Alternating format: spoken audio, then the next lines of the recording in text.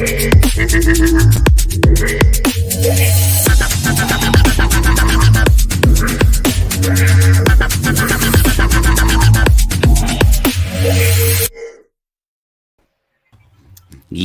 yo, yo. Hello. Hello, hello. Hello. What cup is that? Looks like McDonald's. It's McDonald's ice water. Ah. You're showing off that you're being that you're being good with your nutrition drinking water. Yeah.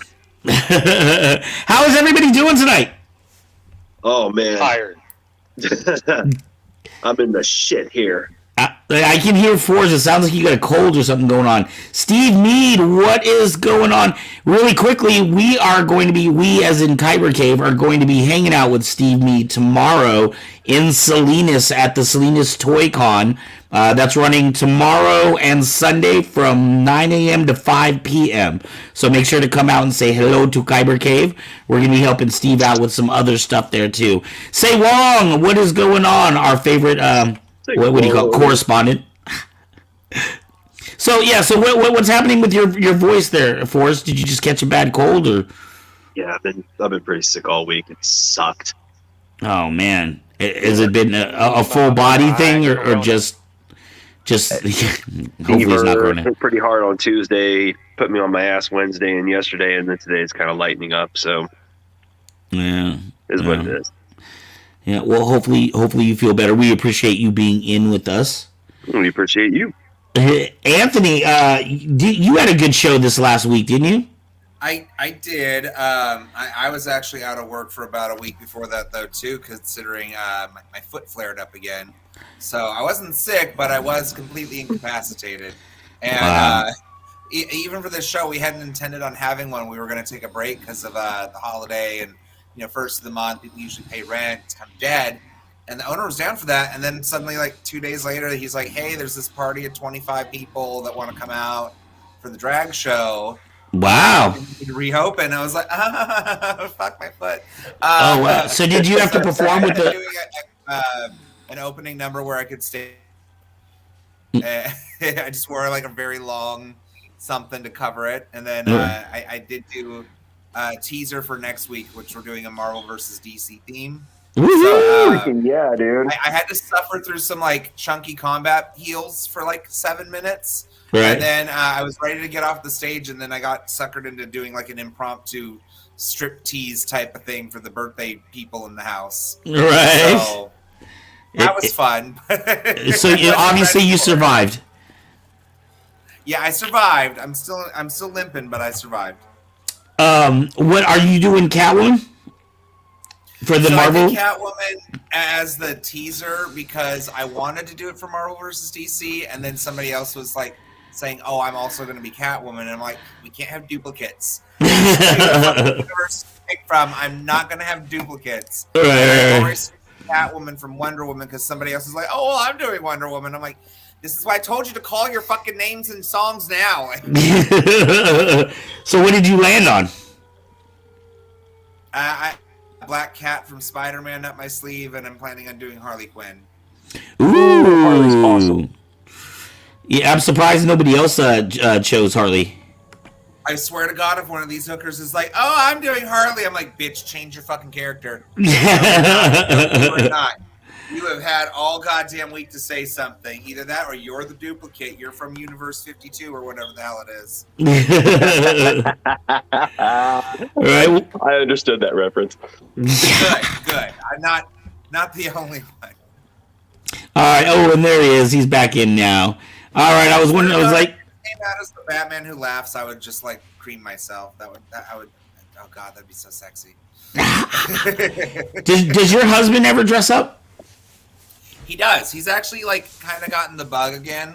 The last couple of shows he's decided to perform. And it's always like the night before. He's like, by the way, I'm going to perform too. And I still have to find my outfits and my wigs. And now we have to share makeup space and time. And yeah, it's going to be awesome.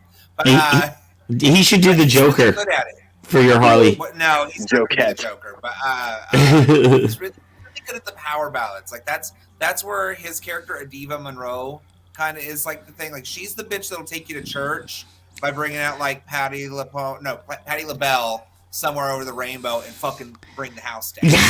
Right? Which she did that night. She did that on Wednesday. Yeah, it's fun. He already did the I don't know what to be for this week. I'm like, well then I need you behind the bar. It's okay. Something now. Don't stress it because I can't do another last minute. Well, he needs to be picking up his damn lightsaber, and we're about to put it back in rotation. I know. It's supposed to be going to Fairfield here soon. I thought you paid for the shipping fee.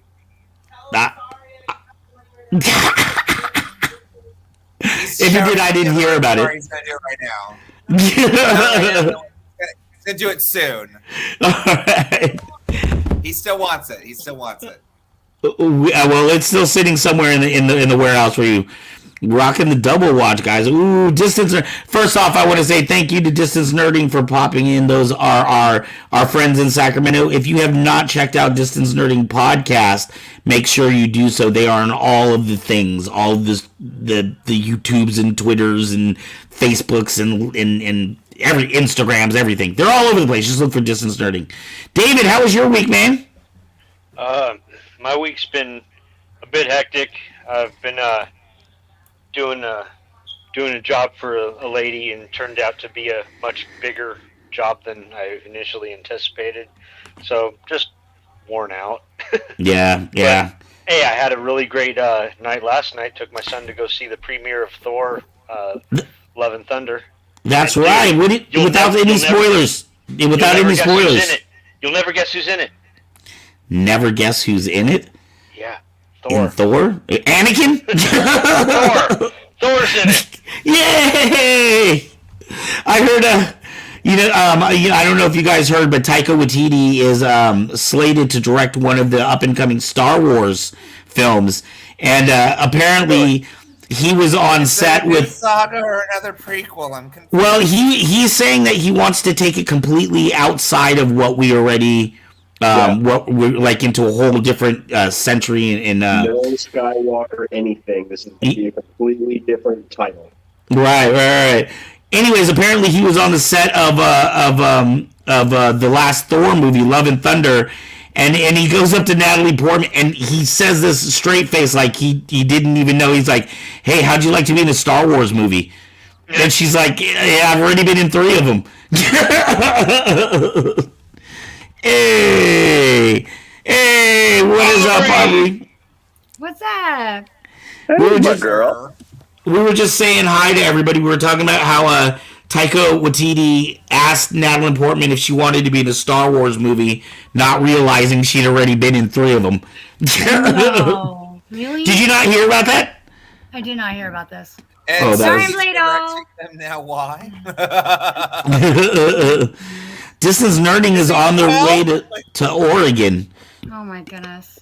Oh, they are doing they are going to a con. I want to say it's for Powerhouse. They're doing an event. They're doing a con in Oregon, which was why we were doing the Salinas, because they were not available for that. So we were the second choice of Steve. I see. Guys, I am so excited for the topics this week. These are juicy topics. They meaty. They're very meaty. We're going to get a lot of discussion on this one. Let's see. Emotional. Let's start here. Emotional support. Well, I don't think this would be a harder topic. I think this seems like this. It's the fluffier topic. Depends on what emotional support animal you're talking about. I'm just saying. I still think I'd like to have an emotional support alligator. And if people trip out on it, I'd just tell them it identifies as a dog. I'm sure somewhere in Florida somebody has an emotional support alligator. Actually, there is someone who does. I saw a whole video on a guy with his emotional support alligator. Wow. Is it named Loki? 4 years. Ridiculous. Huh? Is he from Is Florida? it named Loki? I believe it is. I believe it's Loki. That's what I'd name my alligator. I'd name it Loki. So what do you guys think about this? I'm not sure who brought this one up, but I know at least my thoughts are. Who was it? Dave? I didn't bring this one up. I just thought it would be funny. Oh, Forrest. Okay, Forrest. Let's start with you to see what your initial thoughts were, or why this one was, and then I have some thoughts too. Oh, there's an emotional support animal right there. Yeah. Yeah, he's not too happy about being in this position. He was asleep, and I grabbed him. Forrest, what you got? 1 second. Let me put the charger on this piece. Friends? How are they? I know you're not in your usual living room spot. I know. I'm just tripped out about that Haunted, still. I'm that's like, why. this doesn't look right. End of the show, I'll show you why. It is haunted, okay, huh? We knew it. Knew it. Crazy enough, I was doing a death call, and I had the radio on, and Florida has introduced a new illegal support system for ESA. Apparently, if you can get a medical waiver signed by a medical doctor, okay, like your actual doctor and a veterinarian, stating that your pet, provided they are a emotional support animal, can override any pet ruling. Meaning, if your apartment complex, no pets allowed, this waiver completely overrides that. You can have pets, as long as they are qualified to be your emotional support animal. Wow. Yes. Wait, you can have a pet if they qualify to be your emotional support animal, but not if they're just a regular pet. Right. Mm-hmm. That's what? Well, and there's what's interesting about this is I've seen because I've often wondered about that, because you see people that carry their little tiny ass Chihuahua dogs and shit into stores, and I wonder about the legality of those things. But there are, I guess, emotional support animals. First off, they have to be identified. Like, they have to have like a vest that says emotional support or whatever. And legally, you're not allowed to ask what they're an emotional support animal for, but you're allowed to ask what they're trained to do. Mm-hmm. So if you question whether an animal is just somebody's dog, or an actual emotional support animal, you are allowed to actually train them, or ask them what is this dog trained to do. So yeah, very interesting. What are you guys' thoughts? Honestly, I think it's... Well, I work at a restaurant that unfortunately people show up with their fucking pets all the time to begin with, regardless of if they're emotional support or not. But essentially, the rule at our place is that they're only allowed inside the building if they are an emotional support animal with the vest and everything, or needing for assistance. If they're just with their fucking dog, just cause you have to sit outside. Like, we have an outdoor plaza section. Go sit out there, and they pick up after. Have you ever had to call somebody on that? No, because we're just kind enough about it. If they don't have the vest, I'm sorry if they don't have the appropriate attire. We just have to ask that you sit outside in this area. And nobody's ever water. Nobody's ever gone Karen on you. Well, no, and the only reason we had to do it like that is because someone had brought their fucking Saint Bernard or some big ass dog into the restaurant, inside the restaurant when we first opened. And it wasn't even it was a docile one. He was super excited, wanted to go to every table. It's hi, can you control your moose, please? And outside, what the? This is a fine dining establishment, not goddamn summer villa cabin. Right. So some people David, you were going to say something though. Yes, you were. Sorry, I cut you. It's okay. Dave, you're back on. It's fine. Honestly, I think it's a ridiculous concept. I mean, I get it for service animals, people who are blind, that makes sense. But what people are calling emotional support animals, it's like having special rights to bring your pet along with you no matter where you go. It's kind of ridiculous. Yeah, I think it's a tough one. Where do you draw the line? Because I have bad days too. I'd like to be able to take my kitty with me to work or what have you. But it's not feasible for what I do. So, but I also do know that there are some people that like have super bad anxiety, and they have animals that are trained to, when they see them have anxiety, come up and kind of get them out of that mindset. I'm on board with that. Okay, for something legitimate like that, that can see that. If it's legitimate and people aren't just abusing it and going, oh well, this is an emotional support parrot, so I have something to talk to. I mean, yeah, and that's where it gets kind of difficult, is you have people that abuse that. It's not the people that need it that are the problems. It's the people that kind of abuse that and just bring their dog around because they want to bring their dog around. Mezzo says people with low blood sugar and heart rate issues. I didn't even think about those issues for service animals. Well, and like I was gonna say, with the law that Forrest was talking about, it sounds like there's a distinction between a pet that you need at your home versus one that you take to your job or like out in public. So right. like, I think that, and that's kind of what David's saying too, is like, it's the people who are like, I need to bring my animal with me to work on a regular basis because of this. Does draw a little bit of question or concern, or a line of like, why do you need your animal with you at work?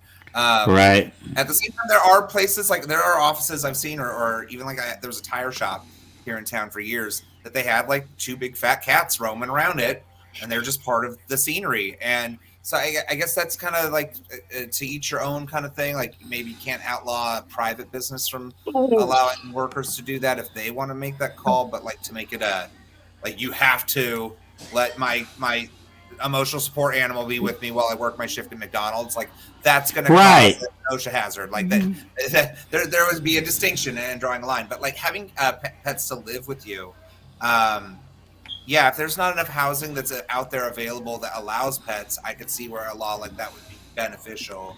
Because if I had to leave my house and the only options I had, sorry, you can't have your animals. What the fuck am I supposed to do? Like give them up? Like I'm not gonna do that. These are my fur babies. Like I love these creatures. They're half of my existence at my home. Right. Yeah, I think that's where I have a big problem with that law, is that you can't have regular pets, but you can have emotional support animals. Oh, we lost your video there, Aubrey. We can still hear you. Yeah, and then this is a point somebody else, Janine up here made, and Metzo were making, is autism is a good. Her name's Janina, and by the way, hi Janina. Sorry, Janina. Hi, Janina. But both of them have mentioned autism, which isn't always a visible thing, right? Not all autistic people are stimming all the time or have eye contact issues. Some people, it's very mild, and you may not even know that they are dealing with autism. What do you guys think about that? I'll be right back, guys. All right. All right. Sounds like say that again, then. Ben, say that again.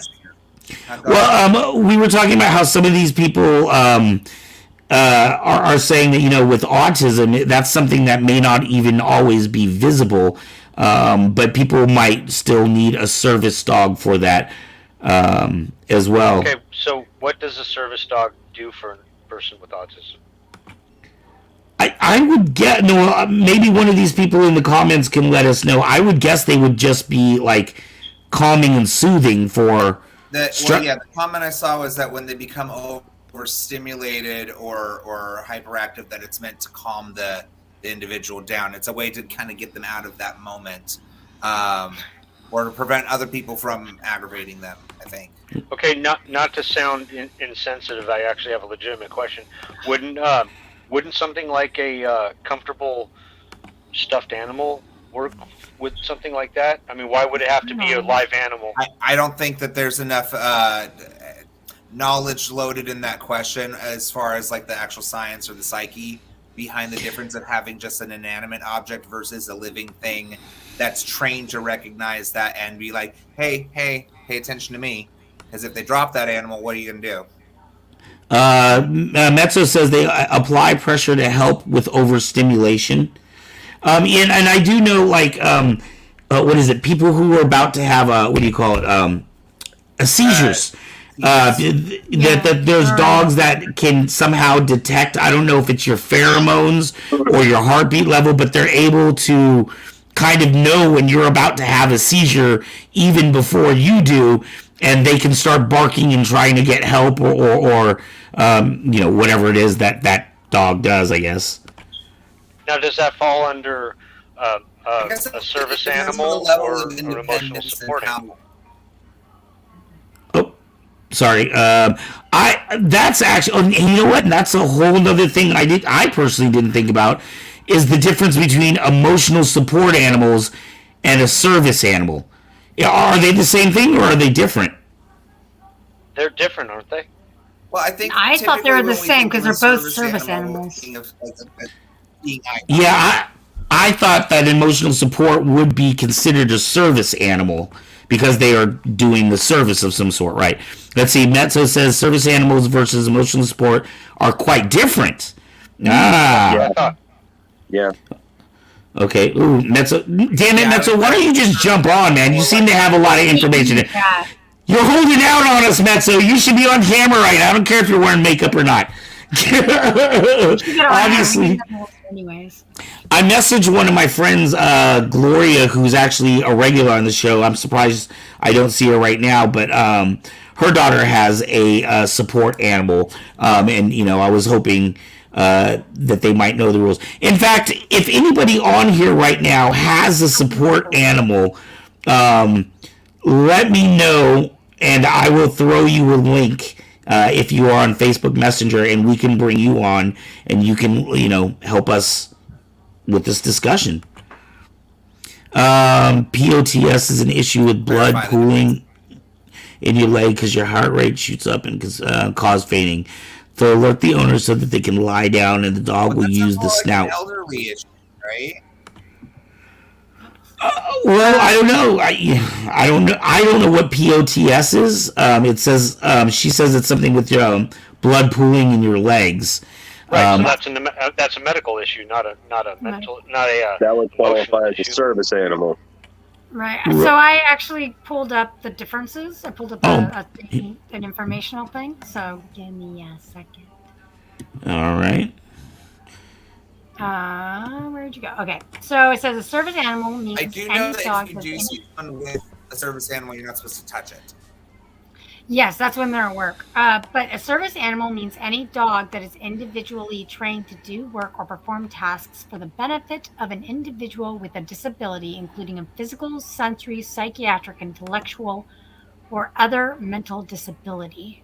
Bingo. Tasks performed can include, among other things, pulling a wheelchair, retrieving dropped items, alerting a person to a sound, reminding a person to take medication, or pressing an elevator button. So emotional support animals, comfort animals, and therapy dogs are not service animals under the Title II and Title III of the ADA. Other species of animals, whether wild or domestic, trained or untrained, are not considered service animals either. The work or task performed by a service animal must be directly related to the individual's disability. It does not matter if a person has a note from a doctor that states that the person has a disability and needs to have the animal for emotional support. Mm-hmm. A doctor's letter does not turn an animal into a service animal. Yeah, because they have to be specifically trained for that task. Right. So a lot of them are most of them are dogs apparently that are trained for this, like a guide dog or a seeing eye dog, which is the most common. Hearing or signal dog, I've heard of that. Psychiatric service dog, and that's a dog that's been trained to perform tasks and assist individuals with disability to detect the onset of psychiatric episodes and lessen their effects. Tasks performed by the psychiatric service animals may include reminding the handler to take medicine, providing safety checks or room searches, or turning on lights for persons with post-traumatic stress disorder, interrupting self-mutilation by persons with dissociative identity disorders, and keeping disoriented individuals. I don't know, they train So that. these are Wow. Yeah. I Now, don't can it know. be? Does it say anything? Does it have to be just a dog? Can I have an emotional pet horse? I know horses can be trained for that. I don't know. It's just saying right here for dogs. Well, But we're I talking do know about the that difference between animals, service horses and can. support, right? Right. Yeah, horses can. I know that they can be They are service animals, but I don't know if they're. This one is just, I think, just for dogs. Wow. Mezzo says, never pet a service animal. Somebody up here said that. They're Yeah. considered medical equipment, and Right. distracted can prevent them from doing their jobs. Correct. And then Mezzo also said up here, service animals usually cost well over $10,000. Also Some of them, correct. Jesus Christ! But I guess that's because they're specially trained for a specific yeah. purpose. Yeah. It's not just the pet that's there. I've caught myself a couple of times where I'm like, oh my god, this dog's so cute, hi baby, and then I go, oh shit, it's in the vest. Never mind. I know. Never mind. I can't Right. touch dog. He's super cute, and I'm sorry. I got him excited. Have you guys ever seen any other animal besides a dog? Anybody claiming? For emotional support, I've seen several. There's some people who like do reptiles or ferrets or tarantulas, you know, the variety of snakes, whatever. I mean, Huh. it can be anything. It can be a fucking Cats. rat. Rat. Yeah, rat can be. They're highly So- sensitive. Person. Steve Jordan says cats. So an emotional support Mine animal right here. would not be allowed into a restaurant, but a service animal would. Is that, or are they both qualified? No, I don't think that it should be allowed in a restaurant. If that's the case, fucking order takeout. Take that shit home where you can have your baby next to you on your lap. Because Yeah, otherwise, agree. I don't need you petting Fluffy and then sending your goddamn cat hair across to the other 5 tables. Right. Right. Yeah, like that Well- would be ridiculous. Go take Well, it. that's what you would prefer. But what is does anybody know what the law is? Can an emotional support, are they seen the same at your grocery store? Can I ask somebody to leave if they don't have? I don't think anyone's going to stop the 85-year-old lady that has a Chihuahua in her cart at Walmart, regardless of the fact that I can guarantee you that's not a service dog. Yeah. I do have an issue with people who have their animals with them like that and don't take responsibility for them. So Correct. if your dog takes a shit in the middle of the store, you should have to clean that up. You don't get to just walk away and be like, well, someone else is paid to do that for me. Like, fuck you, Karen. Right. So Mezzo is saying service animals, yes. Emotional support animals, it depends on the restaurant. So emotional support animals do not legally have any protection, I guess, is what you would say. No, I think that that's kind of like any other restaurant with a bar, because it's a restaurant. Technically, if you came up there and sat with your kid, I could still serve you. If it's not against the law per se, but like certain restaurants wouldn't allow kids to sit at a bar.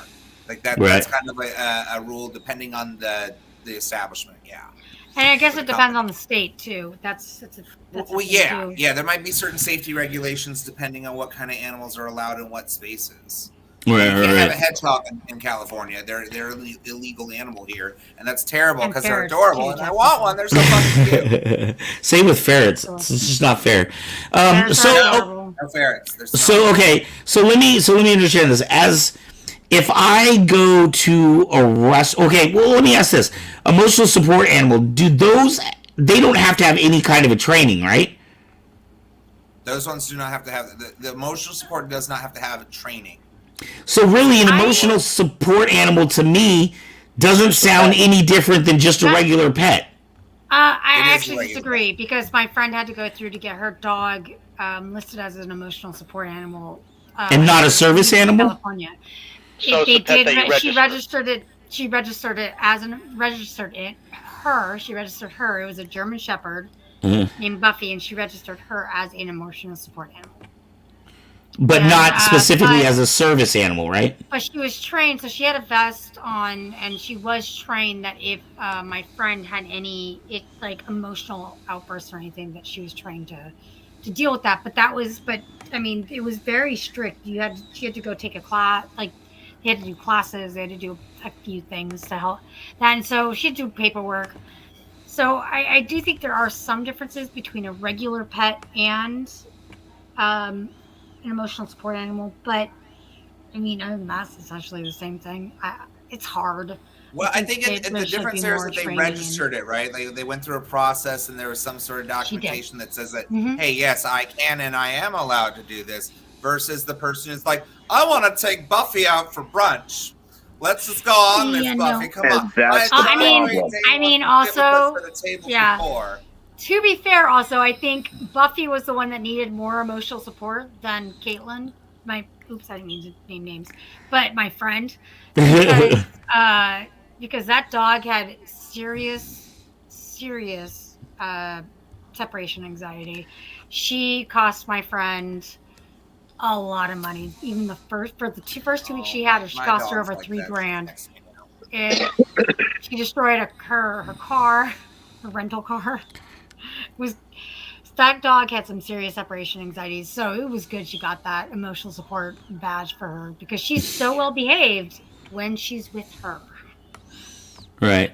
So, yeah. So has anybody? No. Well, no. Let me see. Aubrey, what kind of work do you do? Do you do customer service work during the day? I have done customer service work. Have done. No, I'm a actress and musician. Yeah. So, because I'm thinking, because I used to work at Hallmark, which is a high-end Christian store, and we used to have, like those rich people come in with their little yappy dogs all the time, and we really didn't say anything. Because we knew they were going to spend a lot of money, so we just shut the fuck up. Oh, and I'm a KJ. I forgot. I'm a KJ as well. Forgot. Okay. So I do work at a bar where you can bring dogs in as well. Okay, but they allow any kind of a dog to come in, right? Yeah, throw it if you don't. At this bar, yes. My dog's trying to play with me right now. Sorry. And Anthony, since you work in the restaurant industry, are there, okay, so Aubrey was talking about she worked at a bar that allows dogs to come in. Are there not like rules or regulations because of what you had said about fur flying around potentially in somebody's food or something like that? Or is that really strictly up to the individual owners? I think it really does depend on the type of business. So what you just were saying there was like a dog cafe, something to that extent, or a bar. No, this is just a bar. This is a bar. I mean, Okay, but they allow dogs to come in. They do allow dogs. It's an establishment that does not have the food necessarily, so you're not having that issue per se. Liquor, I think it's got its own kind of licensing and issues. Like obviously, it's a poison that we like legally sell people, so it's nothing that you're going to have like the big standards like when it comes to handling food. Right. Or foodborne illness and things like that, cross-contamination is more of an issue with that. I haven't really like encountered one myself, but I've heard of them. Like I've heard of like coffee shops that do the same thing with cats, or there's like actually, yeah, it's like adoption centers. I now that you mention it, I do recall. I think there's one in San Francisco. Yeah, so I think because of the type of business, because you're aware of like that's the business that it is, there's going to be animals into it. The people going into it aren't as bothered, so we're not going to have the same issues. Say like you're out and about at your local Chili's, and again, someone's allowed to have their cat there, and you're like highly allergic to dander. Something like that could be more of a potentially hazardous issue. Right. Yeah. Right. The two places I frequent when I do KJing, both of them are mainly bars. One was a restaurant and bar, but it's pretty out in the open. It's with a lot of retaillees go there, so it's like. I mean, versus another place that's like that's a higher end restaurant. I think the only animals they would allow there would be a service animal and not like your little, not Fluffy or something. Yeah. And I worked in customer service for Radio Shack, and and you couldn't bring your emotional support animal in there. You'd have to have it'd be strictly service animal. So I think it does depend. Right. Aaron, you were saying, were you saying that this is a recent law that went into effect in Florida, or it's been going on for a while? I'm not sure. I just heard the advertisement like yesterday, and they were really pushing hard. I don't know what it is that really bothered me about it. Like they were just the wording. I think it was the wording that really got me, because near the end of the advertisement, they were like, you don't have to worry about taking your pets places anymore. With these legal waivers, you could take them anywhere. You don't have to worry about leaving your pets at home. And I'm like, you are not advertising this correctly. Right. Right. There are just some places. I'm in full support, but just the freedom to take pets everywhere, that's a stretch too far. Yeah, Well, I think that's there's ludicrous. There's the other side of that is a lot of people do leave their pets in their cars when it's really hot. And that could be another reason why they're saying, hey, if you got this, you can bring them inside. And that's for their protection. Fun enough. I'm not sure if that's true, if that's what it is, but I'm wondering if that is the intent behind the law or behind this. I've got so many things I could say regarding that, but okay. Yeah, that's a whole different issue.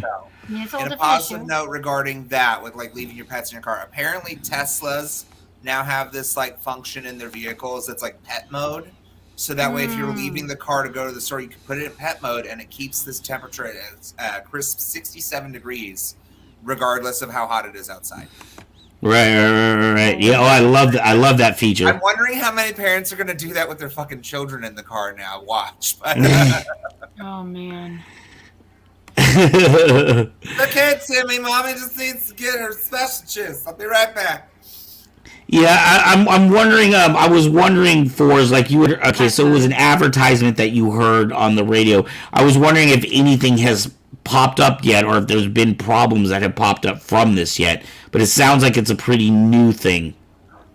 It is, and to be perfectly honest, it kind of irks me. It really does, because to Anthony's point, you're going to have those people more often than not, and more common than not, who are you're just gonna use it as an excuse to take their pet anywhere the freak they want.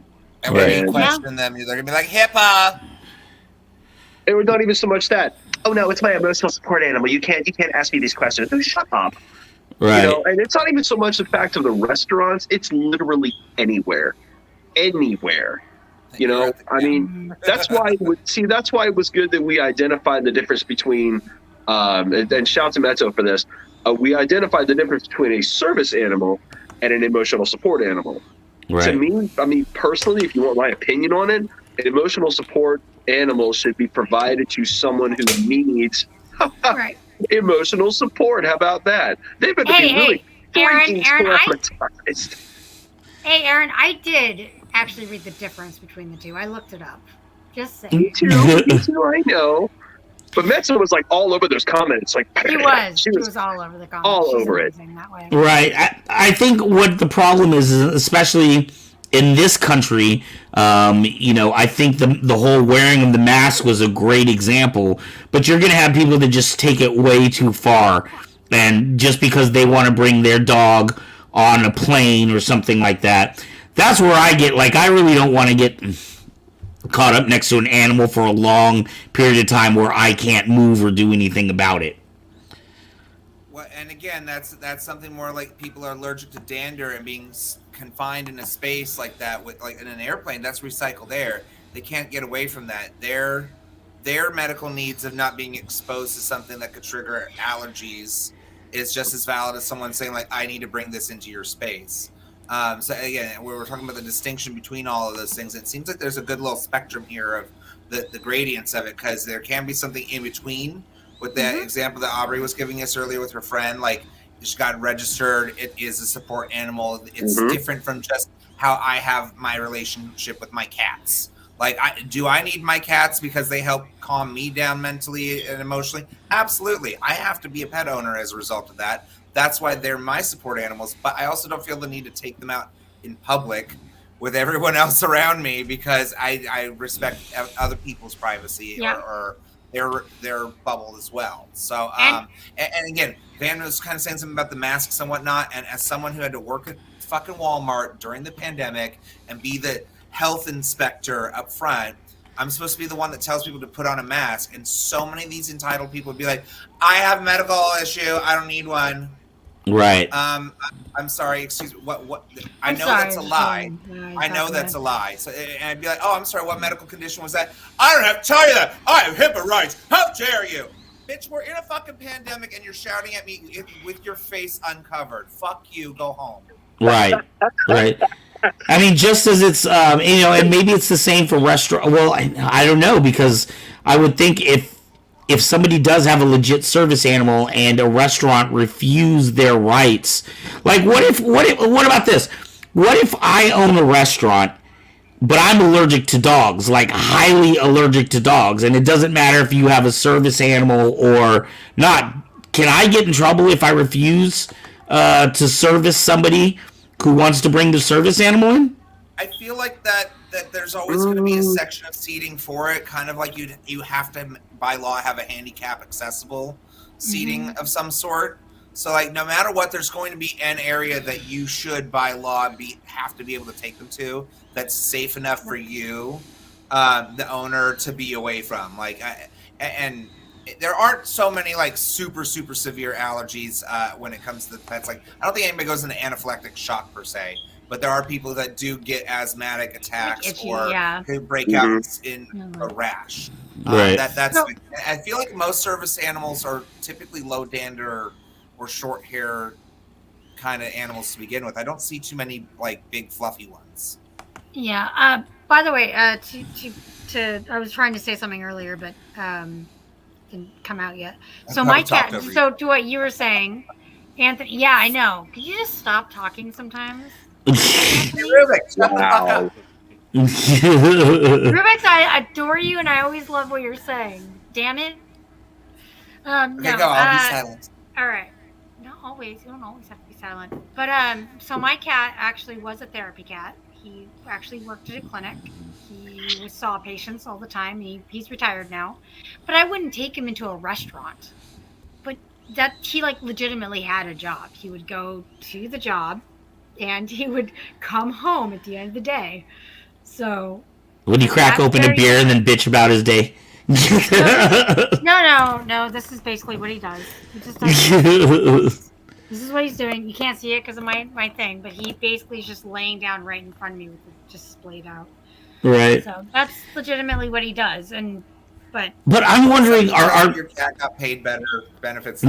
But I'm wondering, like, people with ESAs, the emotional support animals, like, are they people with like high anxiety? That's the only thing I can really think of as a reason why you would need an emotional support animal that's different than, say, a service animal. Maybe when they have high anxiety, they like to pet their cat or something like that. There are people that do have that. But I don't really see a lot of those people bringing them into restaurants. Not with cats, anyway. Dogs, dog people can be weird. I've been a dog person. Dog people are weird. Just say, but dog people are super weird about their dogs. Oh yeah. Unless you're one of those assholes that leave it in the car, leave your dog in the car, and then fuck you. But right. Anthony, were you going to say something? Something about your mother? Yo, mama. My mother is one of those weird dog people that she's like a little overly obsessed with her dog. Like that dog is her second official child. Right. It might have something in the will, except for the fact I'm almost destined to outlive her. That dog's like 17 years old. But yeah, my mother takes her dog everywhere. She has it hanging out the car door. She doesn't go out to eat with her. I'm glad to. But like most other places, she takes her to work. She takes her over here, there, and whatnot. My mom's all about her dog. There are some weird ass dog people though. You know, I have two dogs, but I don't have that relationship with my dog where like they are at my hip at all times of the day. Like, and I see why that would give the dog separation anxiety. My animals have separation anxiety, and like just because we're not home enough. Right. I actually had a friend who, now that I think about it, was very much like that. Had an incredible dog. I mean, like, this dog was like a person. You could tell the dog anything, sit, stay, whatever. Everybody loved this dog. But it was not a service animal. It was just a dog she loved very much, almost like it was her child. Yes. But she would fight and argue and, make a ruckus if you told her she couldn't bring her dog in. So that's where I wonder about these lines being kind of slippery. You know what I mean? Also, if you want to go to a place that specifically has animals, like cats and stuff, if you feel like you need it, they do have cat cafes in San Francisco. Yeah. That's not surprising. And actually, it's lovely. I've been to a cat cafe. They're pretty great. I would love to go to a cat cafe for everyone else's cats. Yeah. I would actually like to check that out too. It's like a donation place though too, right? I mean, adoption center. Yeah. Yeah, it is. Yeah. So if you do find one that you get like stupid attached to, there's a chance you can probably adopt them. Right. It's Right. better than them being euthanized, personally. Yeah. I totally agree. All right. Yeah. And guys, do we have anything else on this one? It almost sounds like it's running dry. It totally Yeah. is. Moving There was on. one that we kind of came in blind as it was, like, so about this. Thank you, Matt. We're I'm a cat person. I have no cats and 2 dogs. Yeah, we were talking about the difference between emotional support animals and service animals, and I share my food with my pets.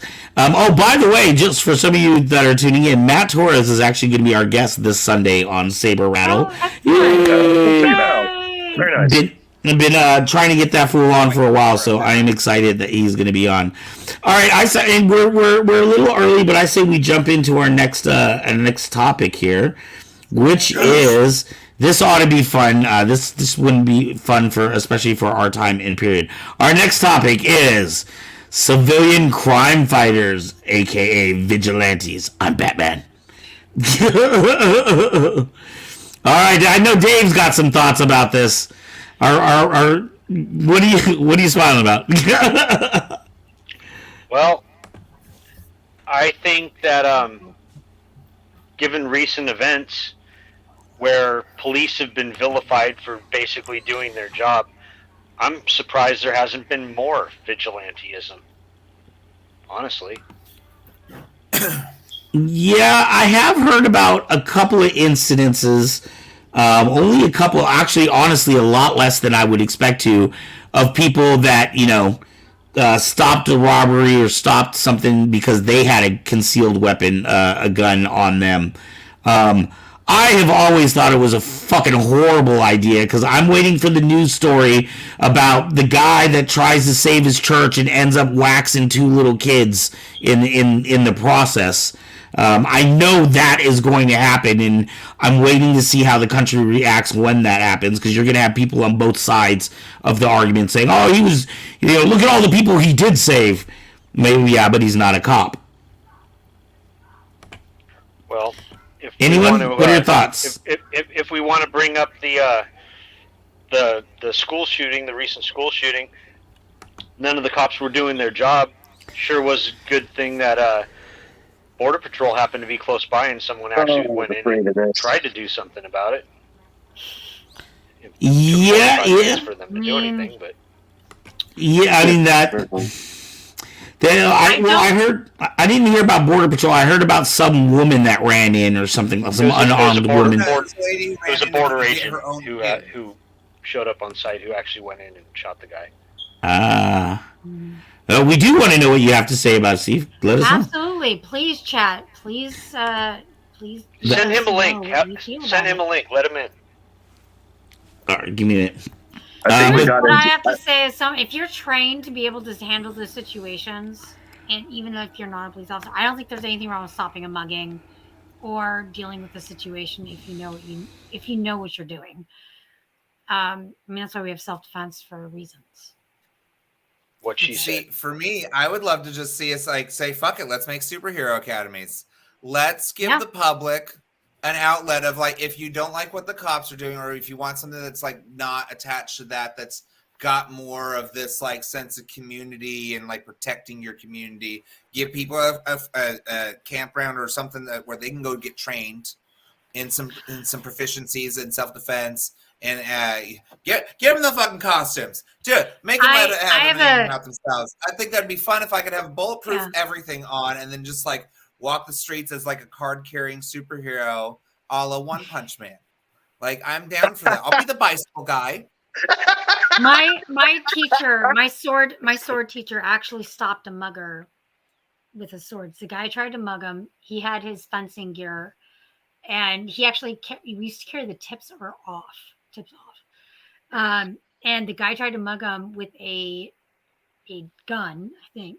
It's either a gun or a knife. I can't remember which. But the guy tried to mug him. That's not the point. He, in 2 seconds, basically disarmed the guy and then sliced his cheek on both sides within like 20 seconds, turned him around, and by sword point, took him to the police station. It was like, this guy tried to mug me. And they were like, we're going to look the other way, but with you having those swords, yeah, you might Sounds want like to just B want for to walk out of here. Vendetta. It was pretty amazing. Like, I love that story every time. And I totally believe it. But it's like, that's one of those examples of, yeah, you just say, you just took a mugger off the street. Good for you. Superhero militia. And then my other teacher actually stopped it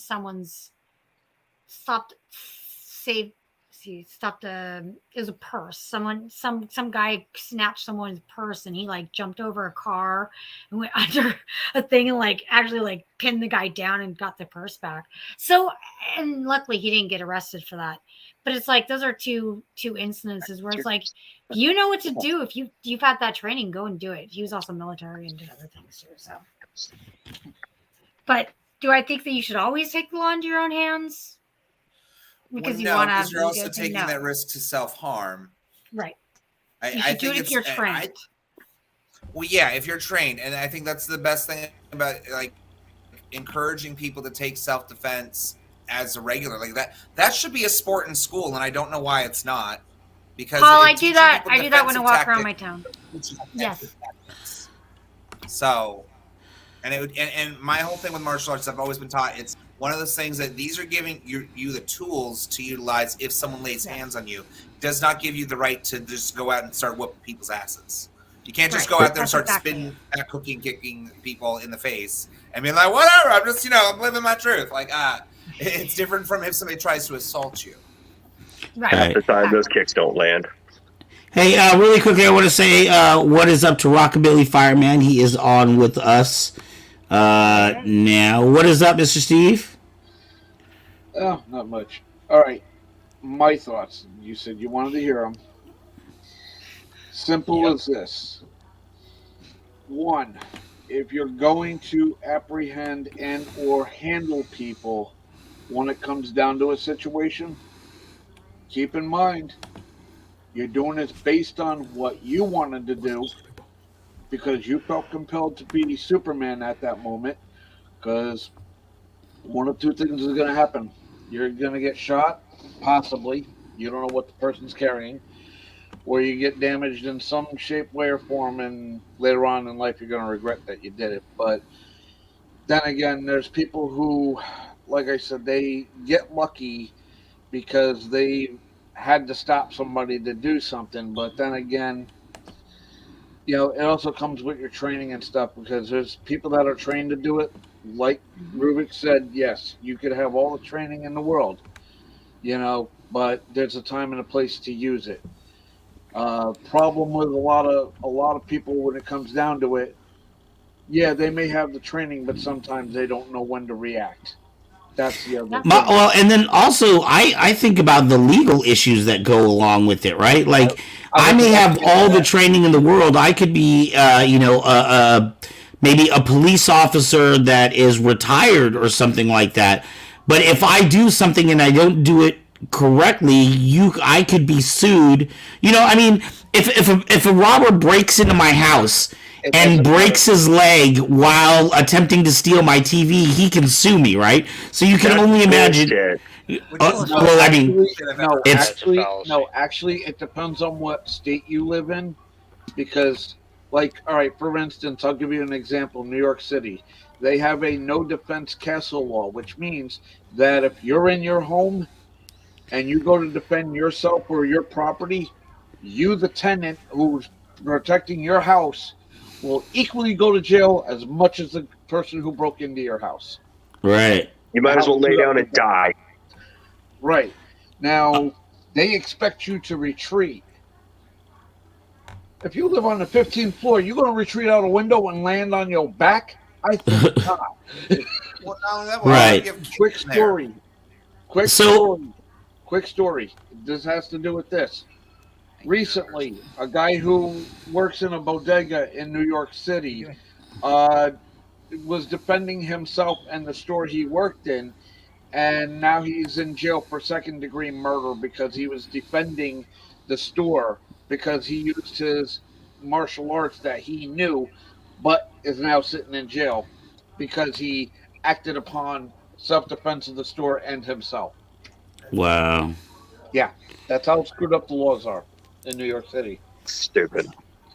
Yep. Yeah, I saw a video. And I don't necessarily know if this is. Well, I guess maybe it is. It could be related. But this guy tried to jack a woman of her purse, and like he started running, and she jumped in. It was a pregnant woman. She jumped in her car and then ran him down and hit him.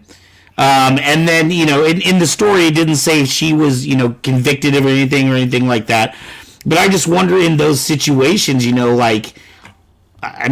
she liable? She hit him with a car. Yeah, but that's like using a 2,000-pound bullet. But yeah, So she would still be liable, right? The price Yes. of the $50 in your wallet, or however, like money is money. Money's That's why, like, even in replaceable. Krav Maga, Human like life we're is taught, not. like if someone's mugging you on the street and says, "Give me your wallet," give them your fucking wallet. It's not worth your life, whatever's in your wallet. Just Unless you know the psychology of the person, then you can figure out that you can get one over on that person and walk up and just slap the shit out of them like a pimp. Then you could just like, shut up. Yeah, that doesn't often happen on the street. Again, there's a fight and flight response. And it depends on the situation. If someone's got a Exactly. gun up against my head, I'm going to give them a wallet. I'm not going to risk my life for that shit. But if I know that they're just going to try to shoot me because they're going to shoot me, then I'm going to defend myself. Yeah, Right, but at the same time, most muggers and jackers and everything like that, they're not MMA fighter level muggers. I mean, they're not. They're just a lot as of times weak. they're doing it. They're doing it for desperate situations. Well, yeah. Pretty much. I One mean, more. you could. I mean, that fight or flight response. If you catch them with that kick or that slap real quick, chances are you can walk away from that. well, you can always walk away from a fight, but here's the problem, though. You got to remember one of two things. You're going to be amped up and pissed enough that you may turn around and harm the person to the point where, yeah, you could run away from the situation, but, as detectives usually go upon, it's DNA, and if they find your DNA, which will be all over that person, you can be tracked down that way. And then you got witnesses. Don't always forget the witnesses, and then you got the digital witness, which is a camera that's on almost every street. You see a camera somewhere. So, most likely you're going to That's be why I one of- haven't slapped a couple bitches upside the head in my time. I don't. Right. Mm. But at that point, though, when it comes down to those digital cameras, you may be the actual victim, but then those digital cameras could be used to turn and go against you as the victim and turn you into the perpetrator.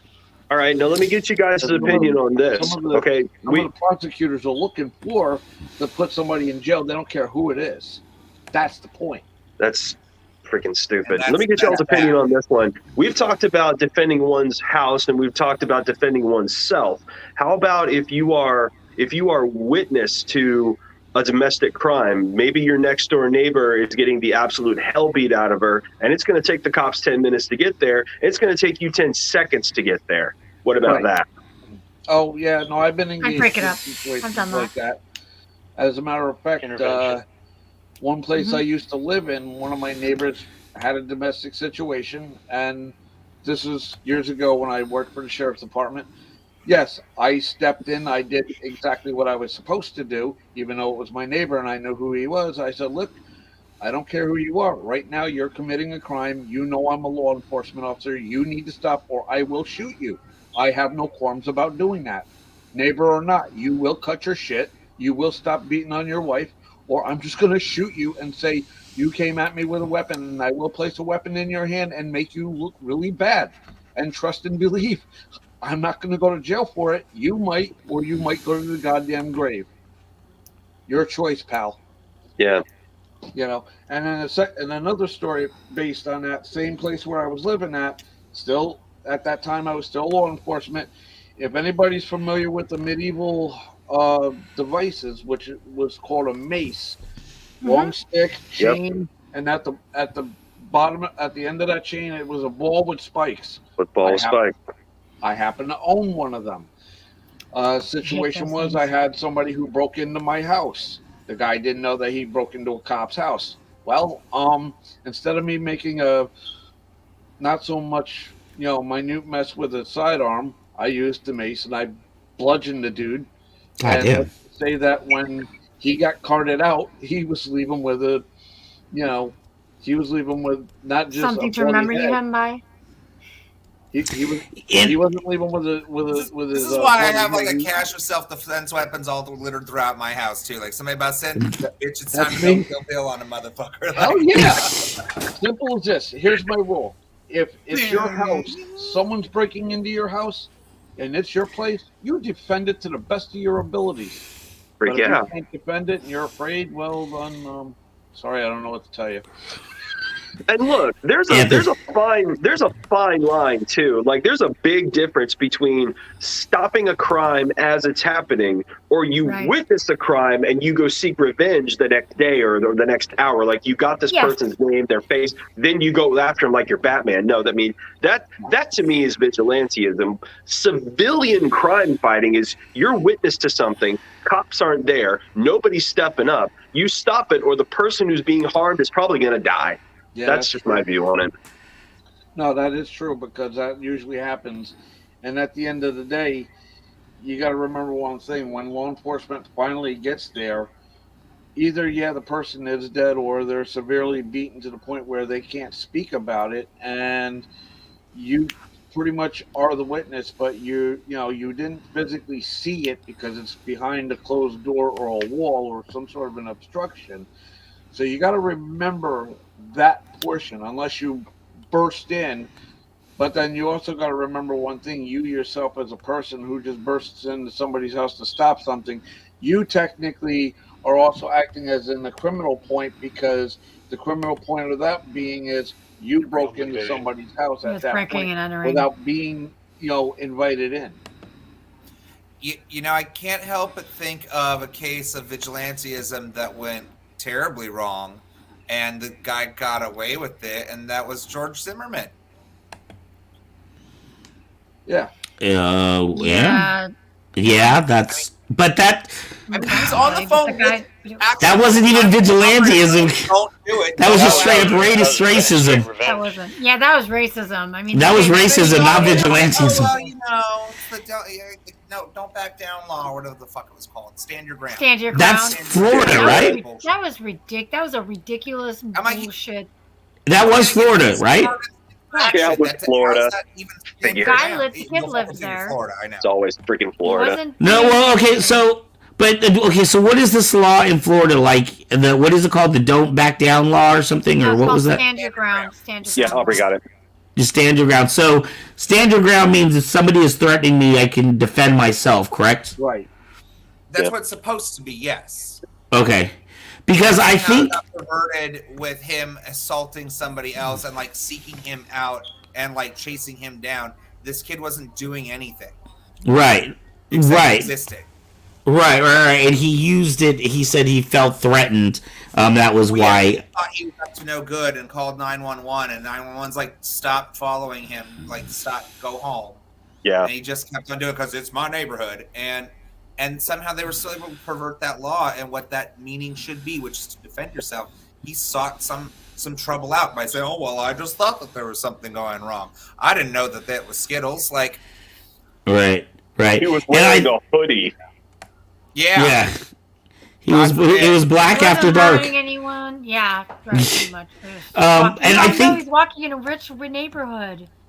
I think in California, and I don't necessarily know because I try to stay out of domestic violence, issues and things like that. But I think here, like, it depends on the severity of how things happen. Like, if a woman is attacked by a guy, but she defends herself and he's left with marks, both of them can go to jail. Yeah, which is kind of stupid. But then again, you got to remember one thing. There are some women that can fight like a man, and you know what?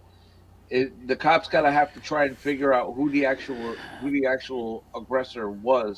Right. In that situation, because remember, a police officer. Now, I'm gonna give you guys real time situation. Police get a dispatch. It takes them 5-10 minutes to get to the situation wherever they're at.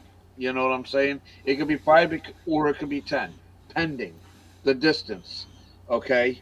Usually the cops are there within a few minutes' time, but you also got to remember there's a time gap between the time you called and what the dispatcher is giving out to the officers that are in the units that are coming to your aid or whoever's aid at that time. That's an additional 2 minutes right there. Right. So anything that's in the middle of that, you do not know as a law enforcement officer what exactly transpired, because it's like the he said she said situation. Oh, Right. well, she went and did this and he went and did that, and they both were beating the hell out of each other, and then it's like the old saying that it's his story, her story. In the middle, there's the truth. Right. So, Right. That makes sense. I mean, you don't want to just automatically assume yeah. that the woman is correct just because it's a woman, I guess, because there's plenty of guys that get beat on by their significant others. But I do know too, even I want to say I'm not 100% sure, again, haven't had this issue pop up, but like if somebody's breaking into my house and I have the right to defend myself, but only to the point that they're incapacitated. So like if I shoot a guy in the leg, if he's trying to break in and I shoot him in the leg, then I'm legal, or I'm not incorrect because I was defending myself. But if I go on to shoot him a second time, and then, when he's already incapacitated, if I were to shoot him a second time, that's when I could get in trouble. Do you know what my one buddy Don't go said for the to me? leg. Go for center mass first off. No, I was just going to say that we get you. Center mass. Should be You're trained not- to you're go not for gonna center hit that mass, the leg. biggest thing. center Yeah, mass. you're not going to hit the leg. You ain't gonna hit that leg. I had mass this question to someone once who in the was head. military trained, and he said the same thing. The reason why you don't see a lot of officers or a lot of people aiming for a leg or an arm, because like you should just aim for a leg or an arm. And it's like, well, that's a smaller target. You want to hit the biggest target you can. That's why you do for center mass. Center mass. Center mass right to the chest Center twice. mass. You want to shoot them in the chest twice, and you want to shoot them in the head once. Want to know why? You want to make sure they're not telling their story. Right. Right. No, point blank and direct. You do not want them to speak their story. I mean, Thank you, that's Saber a- Paul. that's Frightening a that you're a law terrible way. officer. Shit. That's a terrible way to put that, but I mean, Right. So what do you feel? Okay, so like we have some states, what do I think? Texas, Arizona, that have like the right to conceal carry guns. I mean, do you think it's okay for every citizen to walk around with a gun, and if a dispute pops off in the local 7-Eleven, that they should be able to pull and draw? I mean, Well, then, I feel like you'd have at more. that point, that's considered a good citizen act. I mean, if there's a right. weapon involved, then yeah, why not?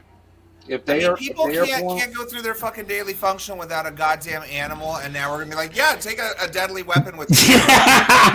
This is my emotional fine. support 45. Your Glock's totally cool. Emotional support Glock. I got my emotional support Cobra right here, baby. I need this to feel safe. that's why I carry around a Boken at night. That's why I got a That's why taser and that's why maybe that's for you know, sure. This is one thing that I always tell a woman to carry. If they're going to carry a purse, make sure you have a brick in there for one major reason. You could swing that. You could swing that bat and that bag, and once they feel that brick hit them, they're going to think twice about trying to steal that fucking bag because it ain't worth stealing a brick. They're going to look stupid carrying a fucking bag full with a brick and get caught by the cops and be like, "What are you, that damn dumb? You had to steal a brick? You're going to jail."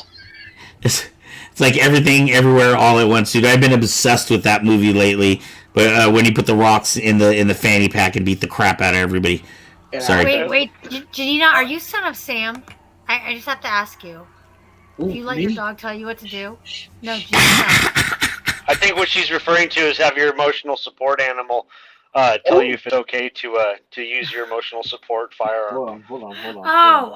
Okay. I was like, I think that's I great. That's a great comment. I like it. My support animal right here. Oh, baby kitties. I love cats. Cute. So pretty. Oh, he's a big Let's one. try to get a He's a cute big moment boy. going here. That for is a everybody. Maine Coon kitty, isn't he? Yes, it is. Maine Coon black cat. Oh wow! I think He's about do we to all have graduate. black cats? Apparently, mine's like mostly Maine Coon too. He's just smaller. You know what? Screw all of you. I bring my damn black puppy on here every freaking week, and I don't hear it all from anybody. What are you pointing him out Dude, I say for? that all the time. I've yet to see this Forrest, dog. I see your emotional support ghosts every week. Wow! Oh my god. He's bringing his work home with him. You know what? Wow! Hey, She's sitting in the look, His back. clients are He's like following him 40 home. minutes doing this. if you check the chat from earlier, I gave you guys a tour of that damn funeral home. I didn't get a chance to watch it yet. You did. I did see it. I don't need. If I wanted to, I'd give you that night tour, but it's not 3 a.m. yet. I don't need- I would be fine. Tell me that wouldn't be a good YouTube feed.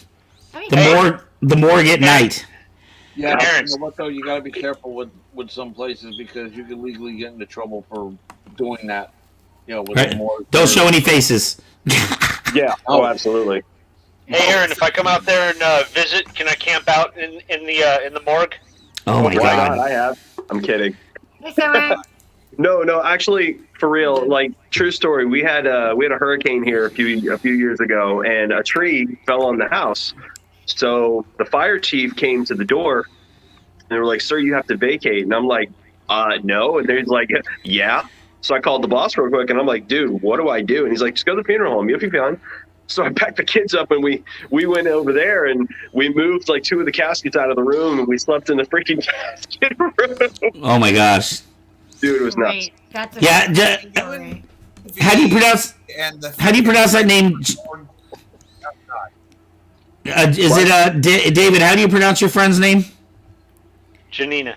Janina, yes. I'm. If you are new to the show, you will find we often digress. Like it's very rare that we ever stay on what is the actual topic. In fact, last week I don't think we even actually hit the topic. I think we were on. Thankfully.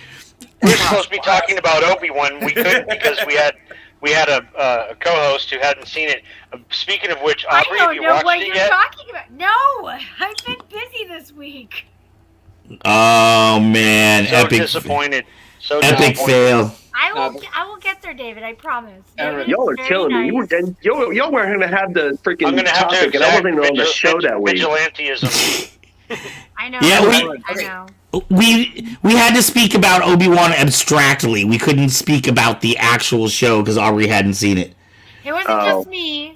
She also did. Right, actually, there was somebody. There was like half the group. Well, you know, if Aubrey would stop watching her reruns of Sailor Moon and start watching Obi-Wan, we wouldn't have this Yeah, no problem. kidding, now, right? would we? Oh shit! It's going down it's going down live tonight.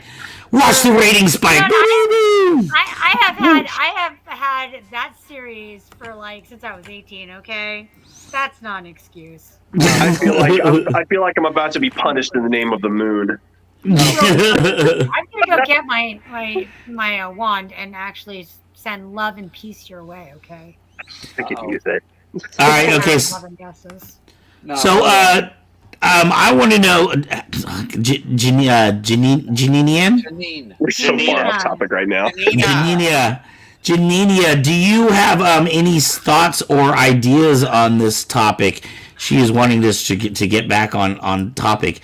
So apparently she has some ideas. What Rockabilly did with the brick in the bag. Yes. Okay, Oh, so as he told us that, it reminded That me of sounds like one of my corporal favorite punishment. sections from Family Guy, when Megan Not got what I out did of with the prison brick. and everyone's making fun of her at high school still. She goes over to the soda machine and just starts getting soda, her backpack, and just mollywops the bitch upside the head. I feel like that would be a great last-minute self-defense tactic.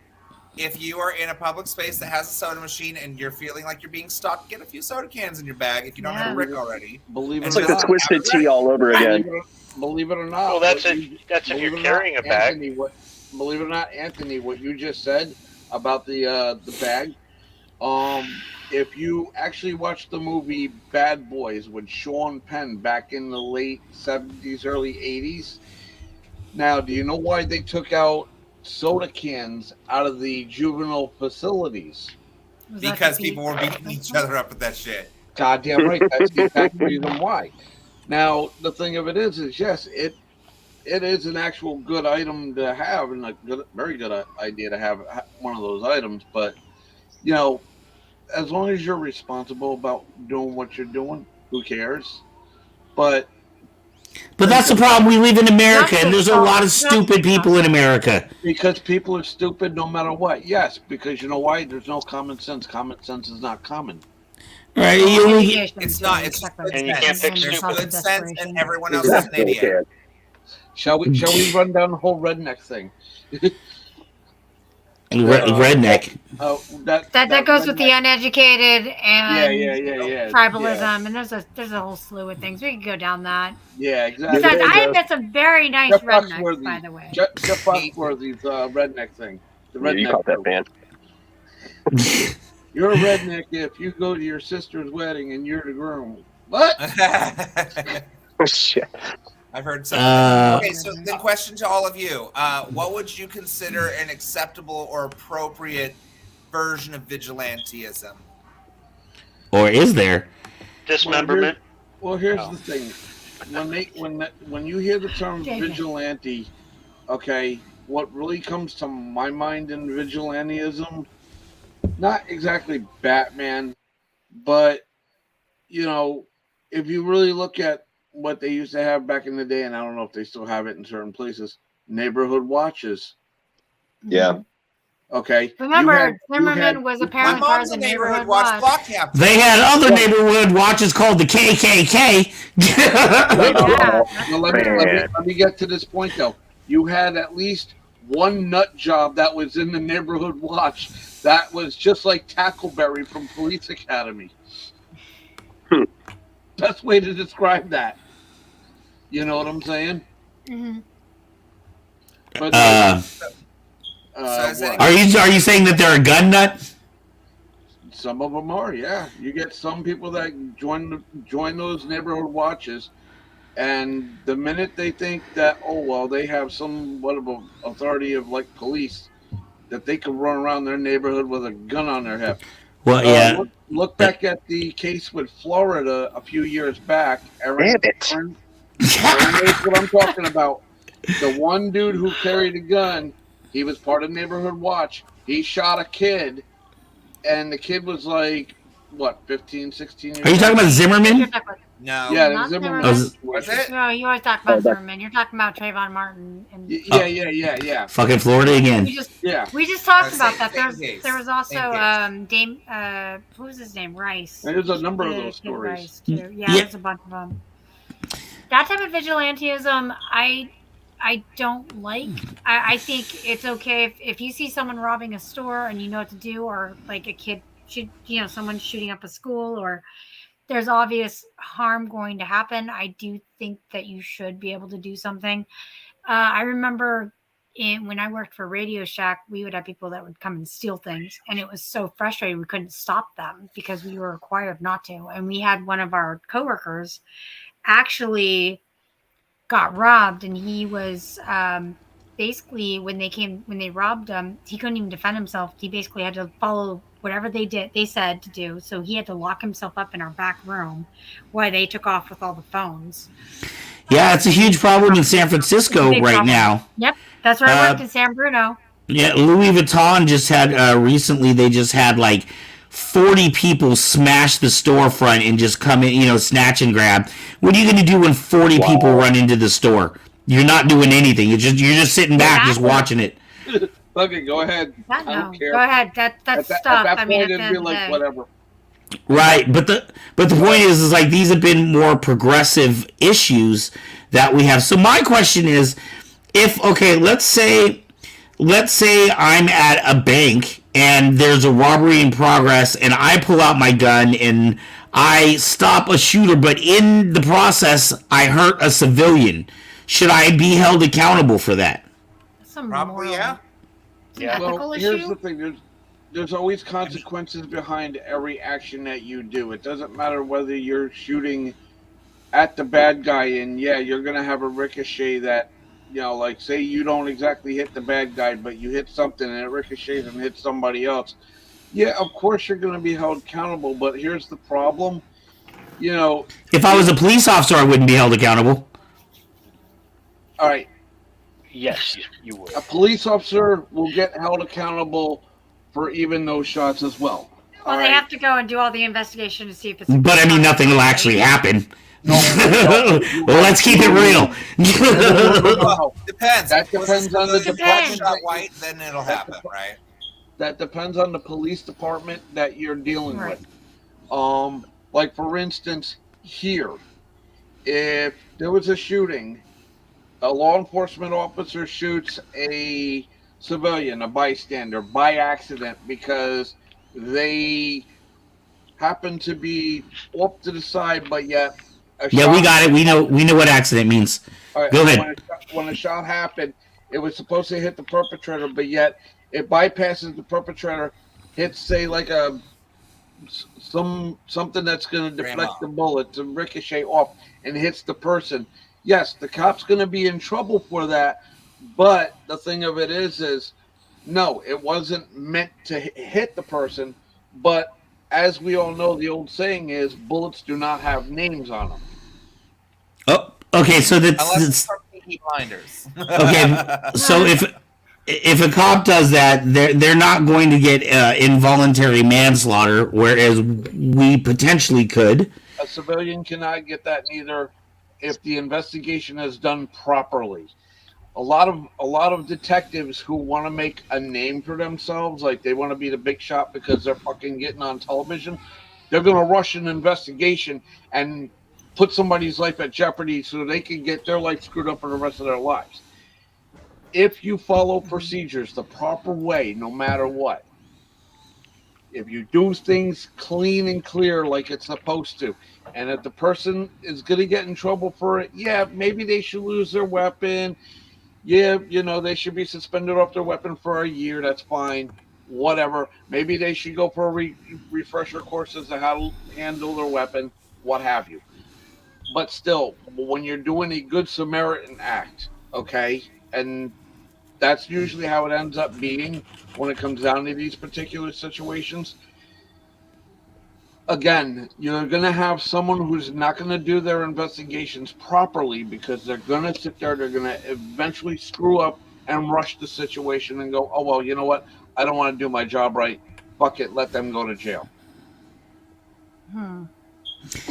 So, but if I, again, going back to my situation, if I save 20 people but in the process injure one person, should I be held accountable for that situation? Am I the good guy or am I a villain? 20 people. No, you're just being held accountable because you had the weapon, you done the job, yes, but however, you accidentally shot someone. You're not going to be a criminal because your intentions wasn't criminal-like. Right. So it's without the intent. Intent has a big thing to do with a lot of it, but this sounds more like an ethical issue than it is. If you have a criminal intent to shoot it's the Charlie somebody, situation. It's different from trying to defend somebody and accidentally shooting them. right? If you're defending a group of people and somebody who happened to have been in the way by accident and they shouldn't have been there, oh well, it happens. It's not like you could turn around and do like a Call of Duty. Oh, restart. No, there's no such thing as a restart when it comes down to that. Someone gets shot, it happens. You're going to pay the price for it, yes, but in the end, if you have a very good investigator that's running it, then chances are you're probably just going to get slapped with a fine and that's it. But if you don't lose your firearms permits and your other, then you're good to go. I think David, what do you want to say? like that, I was going to say, I think in a situation like that, you might not be held criminally liable, but you could be held civilly liable. Yeah. Well, what does that mean? What is a That script or civil versus Like you criminal? might not be Civil arrested, but you might have to liability? pay a lot of money. You might Civil have to pay for liability their and their medical medical bills. Yeah. You could maybe be sued, and depending on what you're being sued for. But I don't think that you'd be facing a criminal charge, but you could be facing a lawsuit. Right. Yeah, you could get sued and you'll pay their medical bills and their insurance. Your insurance will pay their insurance or what have you. That's what the civil point is. Criminal. Hey, that's a great idea. Start a vigilante insurance policy. Just in case. Okay, so has There might be anybody money here in that. seen the movie Don't Fuck with Cats? Yes. I have not. You always come up with some great movies, dude. No, this is a great documentary. I agree. It's a great documentary. Great. So Aubrey's seen it. You know what I'm talking about here. That's the kind of vigilantism where I kind of see where like would be beneficial if there's like somebody out there and there's other people who they want to investigate and try to like maybe solve cold cases or figure out these other things, like something that the police. What did this person do? Figure it out. This guy killed a cat or two kitten, or was on video and killed some animals. And this and put him on saw YouTube. it and put him on YouTube. Saw it. This group saw it happen, and they were like, "Nope, we can't deal with this cat." Someone killing cats, because this guy escalated too. Mm-hmm. So they're trying to find this guy. They warned the police, and they're like, "Well, he didn't kill anybody, so you should just let this go." And these people did not, and actually, because of them, he ended up killing a person. And putting it on YouTube. But yeah, they basically tracked him down. So it was a private group that like did investigating to find out who this guy was through the internet. Mm-hmm. Unfortunately, but did they kill him? He had to die. Did they kill him, or did they just turn the information to the police? They helped the murdered man get justice, at least. They did finally find him. He was on the run for a while. I'm not going to ruin it, but you should totally look at it. It's really great. Okay. I guess what I don't want to spoil things for people that want to see, but what I'm trying, I guess that's pertinent to this conversation is the difference between did they actually do anything to act, or did they just investigate and turn over their information to police?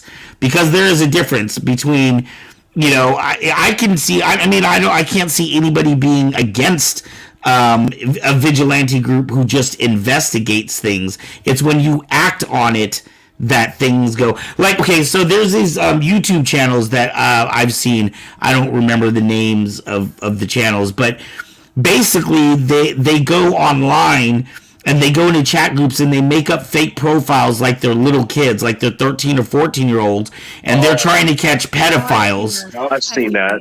But they're not law enforcement or anything like that. They're just like normal people or whatever. Yeah, I've seen them do that before. Right, and then they'll go and meet them at a Walmart and be like, why were you sending pictures? Why were blah, blah, blah. But they haven't even coordinated with the police. And in that case, I could see that maybe doing more damage than helping. Am I wrong, or?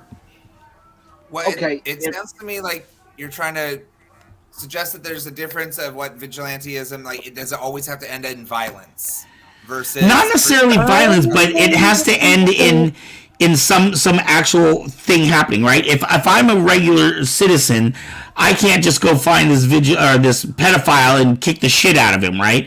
I in some way need to contact the authorities and coordinate with the authorities so that something can happen to this guy besides his video goes online and I now have 100,000 subscribers because I caught a pedophile, but I didn't even actually catch him. All I did was put him online. No, you exposed his actions is what you did. Right. But see, here's another way of doing it, and I'll put it out to you this way.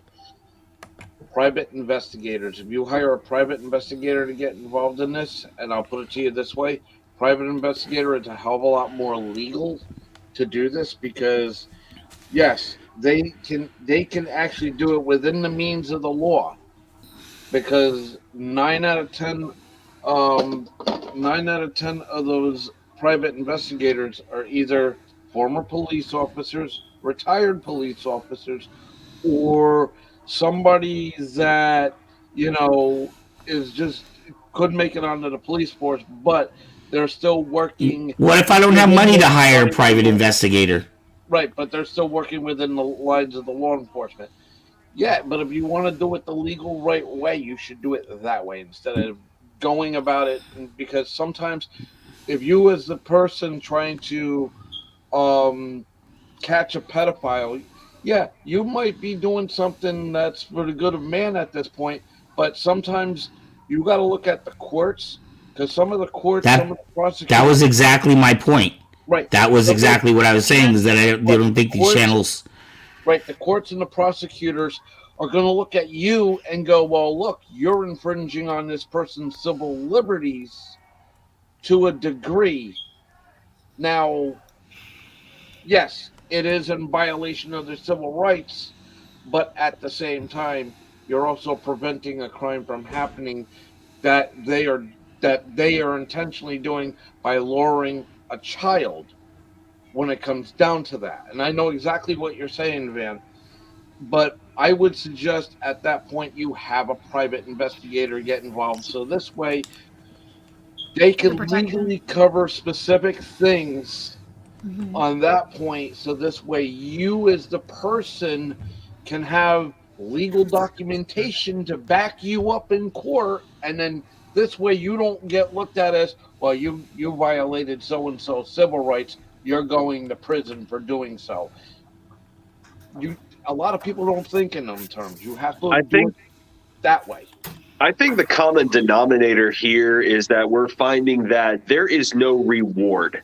There is no yay for you. There is no, hey, you're a hero, so you don't have to pay these fines. Or, hey, we're going to give you $50,000. Or, hey, you saved this person's life, so let's reward you with this prize. And that's not happening. You're infringing on someone's rights, or you beat the crap out of somebody to the point of like now they can sue you. It's not like, well, hey, look.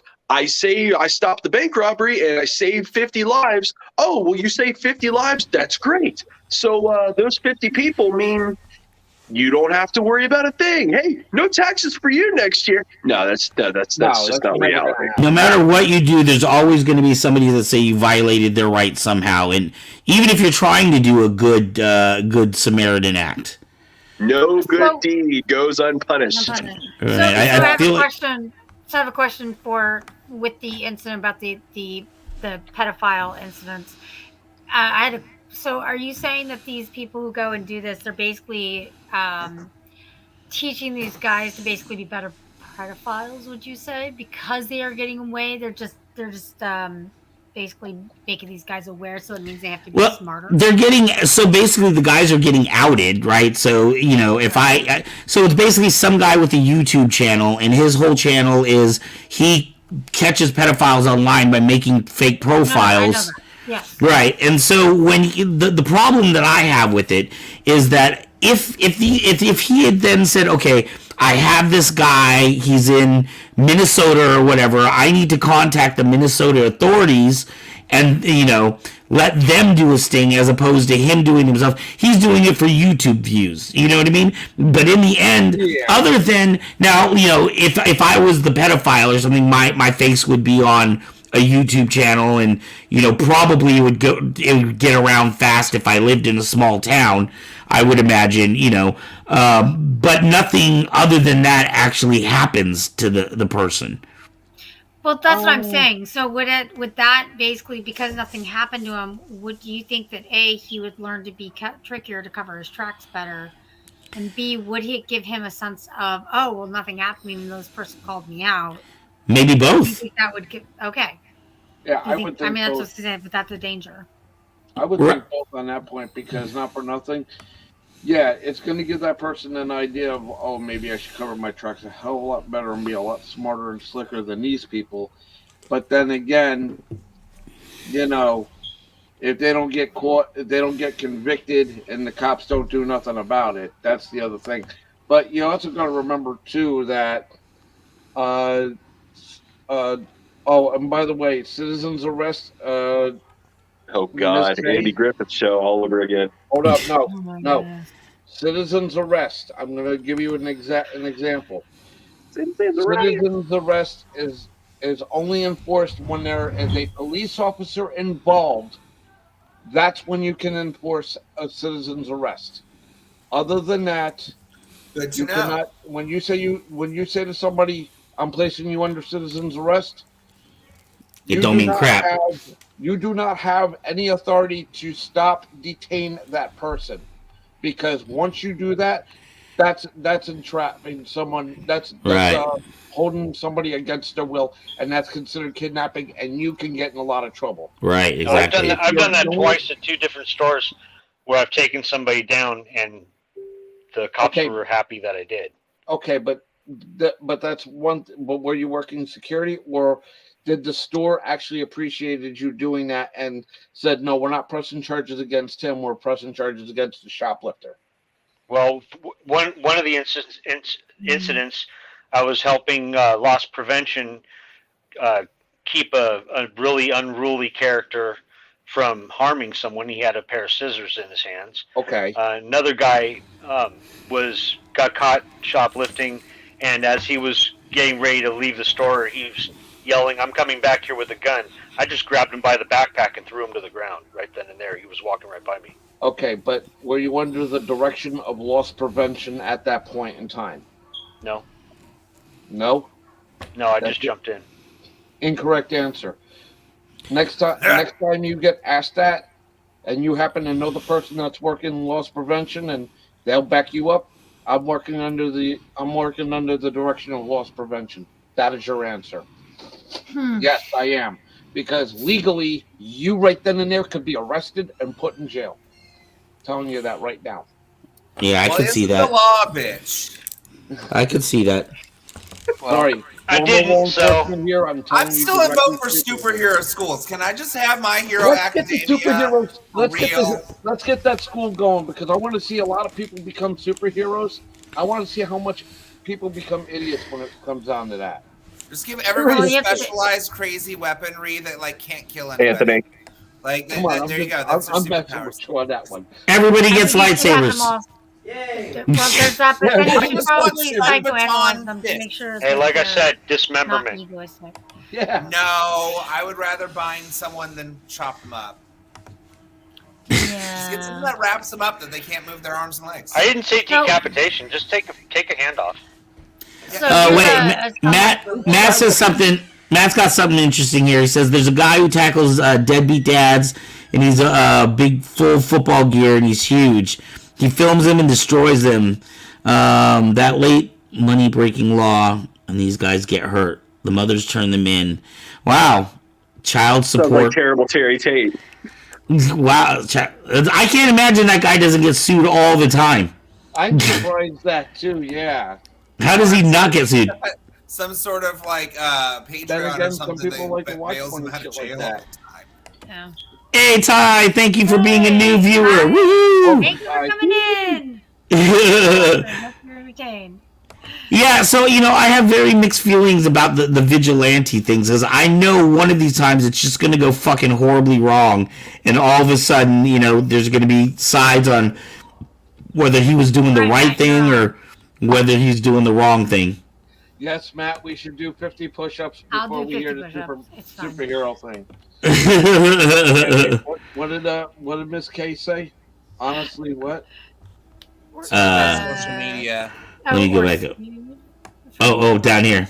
Yeah, Oh, here we go. yeah. Hold on. Um, Social media justice works better than. Yeah. Yes, it does. To Yeah, a I think degree. Sometimes, but isn't that also called a lynch mob? Sometimes. So what? When they go after somebody and hang them. Yeah, I mean, there's that. God, what movie was it where they were saying, individual people are intelligent. Groups of people are mobs. That's true. And like it's that herd mentality that sometimes takes over. That I worry about. You know what I mean? When does vigilante? I mean, it goes back to being in the old west. Now we're lynching people. I was going to say that. I was going to say maybe we should just bring duels back. High noon, just have everybody who's got a dispute lined up in front of City Hall. Firearms or sabers? Sabers all the way. Sabers! I mean, I'd be down. I'd be down for that shit right there. I know you would be. Yeah, version personally. You have a personal dispute with someone that needs to be settled. Bitch, I'm taking you into the octagon. I would use lightsabers because those you cheat with those. I would give you a real saber and see if you can actually use it. Wow. Ouch. I got an actual real saber. I can. I got a katana. There you go. I have an Odachi right katana. here. Are we going to bust out with the blades again? Flat that shit. I know, we already did this. You've seen this one. And I don't know whether whether to be happy or horrified that like last time we did this, everyone except for me seemed to have some kind of blade within a 2-foot reach of them. Like, what kind of podcast are you guys running where you need to be worried about fucking having ninja equipment near you while you broadcast? Again, I'm a Kill Bill kind of bitch. I'm sorry. You're not. Hold on. This is my ninja equipment right here, baby. Hyper Assassination Squad. I'm the only one who hasn't been able to do this yet, so yay. Oh shit! Yay. See, is that the blade? Love it. No, that's a machete. I have a pocket knife in my bag. Oh my gosh, we are doing this again. Got the Swiss Army. Bust out with the Swiss Army knife. Yeah, this time I actually have a real blade, but mine's not quite. It does have the Kyber Cave logo on it, though. Merch plug right there. Merch plug. Yeah. Wear your protective equipment. Yeah. Look, man, we might actually be done on time tonight. Look at that. Ooh, wow. That doesn't often happen. Okay. Combat survival night. Do you think we're gonna get to the point where it gets all wild west again, where like everybody's walking around strapped? Depends on the state. Maybe that It depends on the state. You know what? Not for Well, of course, I'm sure that Florida will be the first one to accept those laws. Oh yeah. It depends on if we devolve into the Book of Eli world or not. Like that's the Yep, most popular right. world that I see happening. That's fair. Book of Eli world. The Book of Eli. Yep. Well, okay, I have not seen the Book of Eli. It's actually a pretty decent movie. Ooh, man, even people in the audience, everybody has a sword around them of some sort. Say Wong says, I have a butter knife. You have a butter knife. Pull everyone right now. Who's got a blade with them right now? Who has a blade with them right now? Who's got a blade with them right now? I didn't go through my blade. I'm in my kitchen. I mean, it again. We have dinner knives and stuff, but I got a thumb, and I'll poke somebody's eye out one. Jesus Christ! Look at Anthony. Survival combat night. Freak, That's beautiful. It has a little that is compartment for matches. It's a Rambo knife. Oh, That's awesome. Those are cool. They're useful if you're camping. Yeah, But they you are. try and stab, Survival if you try and stab something with it, the handle's going to break right off. No, man. Oh That's, yeah, no, this I is know. a It's not knife. meant for that. It's a slasher. That's what you're doing, Anthony. Right there. Yeah, but That's I not a think knife. personally- This is a knife. No, but I That's think not We need something with a full tang to really get that, just really tear it into some, hey, good luck with the force there, Matt. If that's what you're using in it. I don't want to stab someone. I just want to cut them. There's a difference. Slash attacks versus stab attacks. There's differences there. Very, very much. You need to have a very sharp knife for a slash attack to be, This is to be true, but effective. if I elbow someone the right way, I can still cut their fucking face. You can take that. You can take Anthony's that after blade that you slow got right bleed. there, Anthony. You could actually make it, razor sharp very sharp. if you really work on it. You know what I'm saying? But at that point, that sheath is not going to be able to hold that blade. I'll tell you that right now. Well, yeah. You're going to have to put something on the inside of that sheath, so this way it's lined. So When did this turn into the homicide hour? It's not the homicide We're not hour. homicide Probably after the For Vigilantes. our next show. We're talking about how to better your weapons. At-home torture What was chambers, the are they military acceptable? survivalist? Weapon care and concealment. Yes. All right, guys, Are we you got about preparing 10. for your Book of Eli world? I have not seen Book of Eli. I don't even know this reference you guys just speak If of. you want the movie, I have like Wow. 2 copies. I can mail you one, Van. Oh, well, okay. I have not seen the movie. I know nothing about it. Or I'm sure I can find it on streaming. Kick in the sternum. That's really funny. Hey, Yeah, listen. just talk a big league. Is Here's a so good disgusted suggestion. They'll go running. Here's a good suggestion. Y'all need to love one another. Jump in the pit and find someone to love. Can't we all just get along? Get out of them. Dude, okay, so I have to I love ask jumping who, in the pit, but it ain't because I'm trying to love anyone. who here has seen Everything Everywhere All at Once? Haven't Yeah. seen it yet. Oh my god, dude. Literally, seriously, guys. Okay, look, Anthony threw out movies.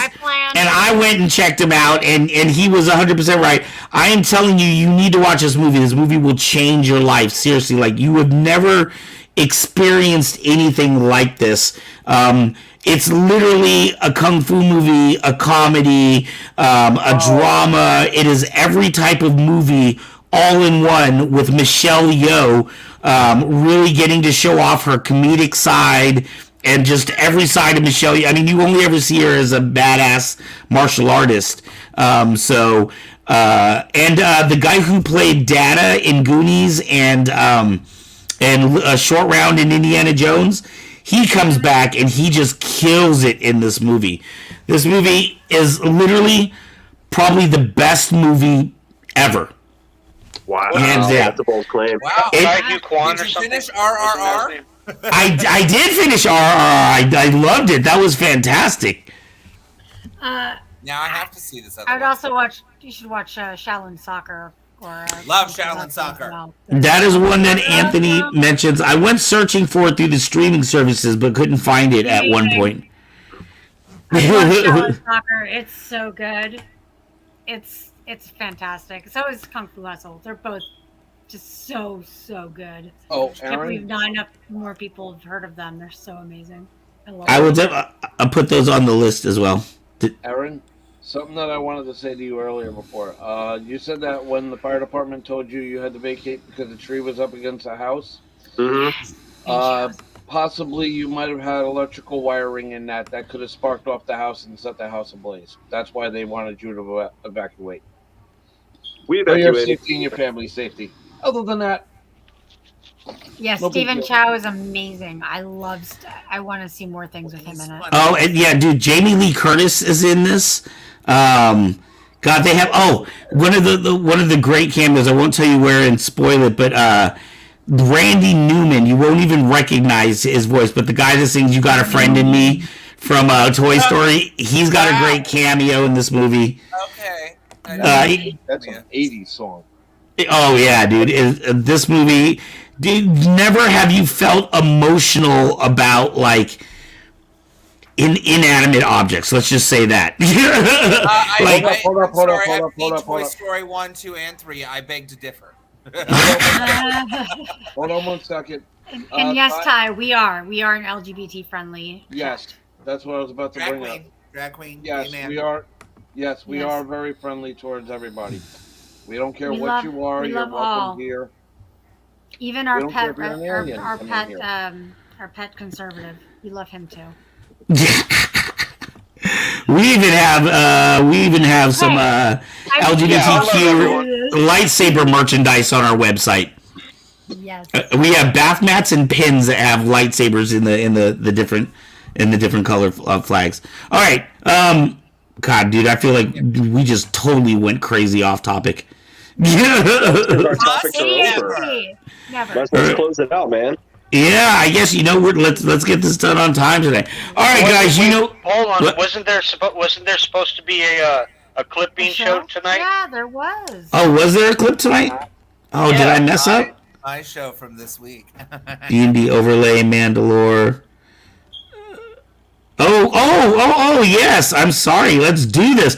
Oh, yeah. Hey, wait. Why don't And see, And the pet conservative is the one who brought this to the Hey, that's what I was attention. saying. You're amazing. Better conservative.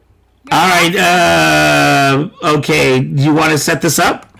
If anybody else, this you know, is fun Sorry. because Ty was just coming in. Normally Cool. I'm in drag Ty, and I host a drag show in Lodi. And this last week I did a teaser for this upcoming week's theme, which is a Marvel versus DC. And it's because I can't do this character on that week because somebody else is doing her. But I was too proud of my costume, and I had to do it. So we're just going to show the clip. You ready for it?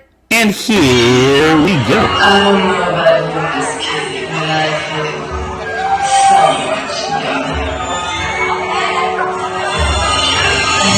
There is a night, overcome all my life. I'm a warrior queen, live passionately tonight.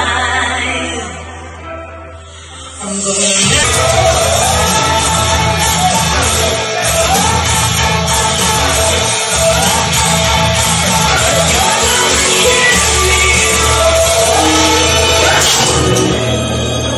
I just love a big strong man who's not afraid to show who's ever half his size. Be gentle, it's my first time. You kill me. The penguin killed me. Batman killed me. That's 3 lives down. You got enough in there to finish me off? I like a nail, the best, but I can give it to you all the time.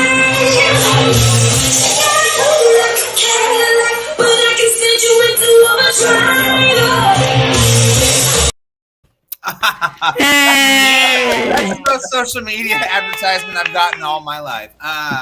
Thank you, Mezzo, for building, setting that up and building that clip for Yes, us. thank you so much. It was like this whole last minute thing. I I love love Michelle Pfeiffer, Catwoman. She's still my favorite, hands down. She is my favorite, hands down too. Yeah, just I love the whole costume in general.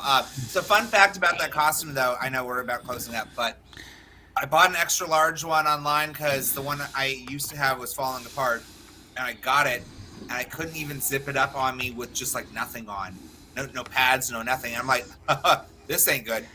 Around my thighs as it is, just as like my normal boy self, and so I had to like go and buy pleather, and then like kind of just makeshift a pattern for a panel and sewed it into this thing, and prayed to baby Jesus that it would work. And somehow it's actually too baggy now.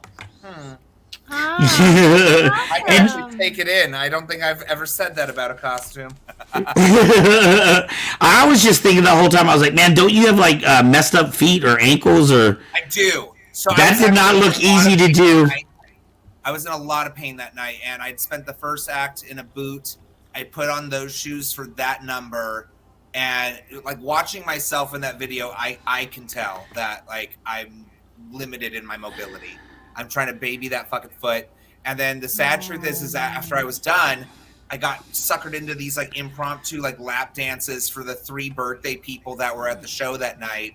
And I'm like, not only did I just do a 7.5 number mix in a bodysuit that does not breathe at all, but now you had me grinding up on 3 people one after the other because it's like, oh, it's so-and-so's birthday too. I was like, can some other hooker come out from behind the curtain and help me with this? What the fuck, people? I can barely stand. No one walked out. I'm like, oh, it's all about the reveal for you bitches. Oh, okay. Well, hey, you know what? While we're here, let's do our closeout. Why don't you let people know about your show and when they can see you and all your infos? Yes. Okay. So you just saw my infos in that little bit snippet of the video for Facebook, Instagram, TikTok. I have a show every Wednesday night at Blend Ultra Lounge in Lodi. It's on School Street. This next week is again a Marvel versus DC theme. Woohoo! Now because it seemed to work. And We should try to road trip up for that, guys. You should because I work on Wednesdays. Boo. I say this every time. I'm like, I know you got your show. Wait, is your show on Wednesdays, Aubrey? Yes. Damn it. Yeah, no Saber giveaways tonight, but I will be giving one away in probably a couple more weeks, though, say Wong. Seems how Veronica seems to get them all. Anyways, finish, please. Sorry. So we're actually going to be doing a little cosplay costume contest in addition to things for this show. I mean, I'm not going to hold my breath that there's like a lot of people coming out, and if I have like 2 people show up in a Batman shirt and expect to be in the contest, like here's $5. That's a cash prize. Cash prize based off of how good the costumes are and how big the goddamn competition is. I may or may not do an entry fee of $1. Just to Wow. Okay. We'll see. All right. We'll see. But yeah, otherwise it's every Wednesday we're doing weekly themes, rotating performers. I have a very diverse cast of kings, queens, in-betweens. I'm always open for new people if they're in the area to have like a platform to get started. So it's all fun and games and lollipops and whatnot. I just have to like start bedazzling Crocs because I'm going to be the queen in Crocs from now on. That sounds strangely horrifying. Crocs are ugly as sin, but they are the only the thing I can put on my foot that doesn't make them hurt. So I will bedazzle me some Crocs and just be like, look at my ruby slippers. Tick, click, click, click. Like, Ty, thank you for joining us tonight. I hope. Well, wonderful, huh, Ty? We're not sure where you are in the country, Ty, but if you're local, make sure to make it out to that show. I know all of us here, except for Mr. Florida Man and Mr. Rockabilly, we are probably within about an hour to probably hour and a half of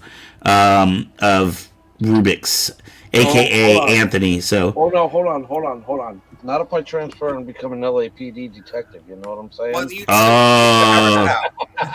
Wow. Are you like Axel Foley now? No, that's actually from my cosplay for tomorrow. When I go to a Comic-Con. Oh, you are Cali boy. That's awesome. Yeah. Are you Northern Cali or Southern Cali?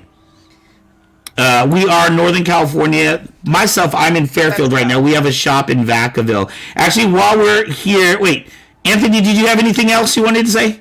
That was basically it. I mean, okay. We got my 5 cents. I want My Hero Academia to happen in real life. I'd be a superhero with like all my equipment. Like, make me the next Iron Man. It'll be fun.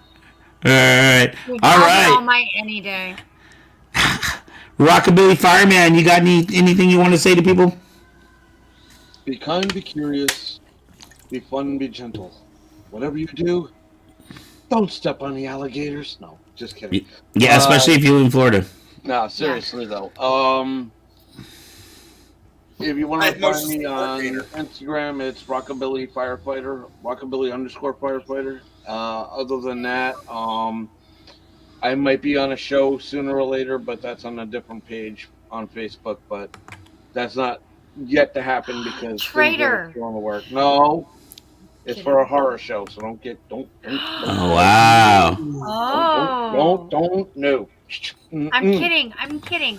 Well, make sure to let us know. We'll post out on the Kyber K Productions page and let people know if they're interested in checking out that show. Yeah, definitely. It's fun.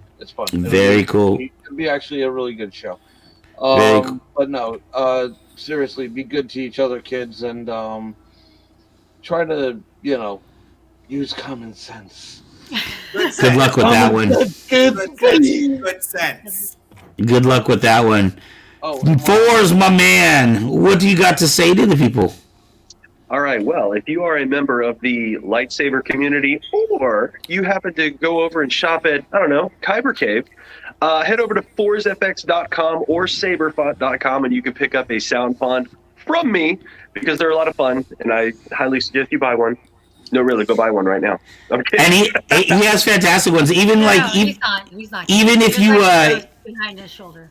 Even if you aren't a Star Wars fan, he has all kinds of saber fonts. He has Cyclops from the X-Men, so you can turn your saber into an X-Men saber. He's got Spaceballs, right?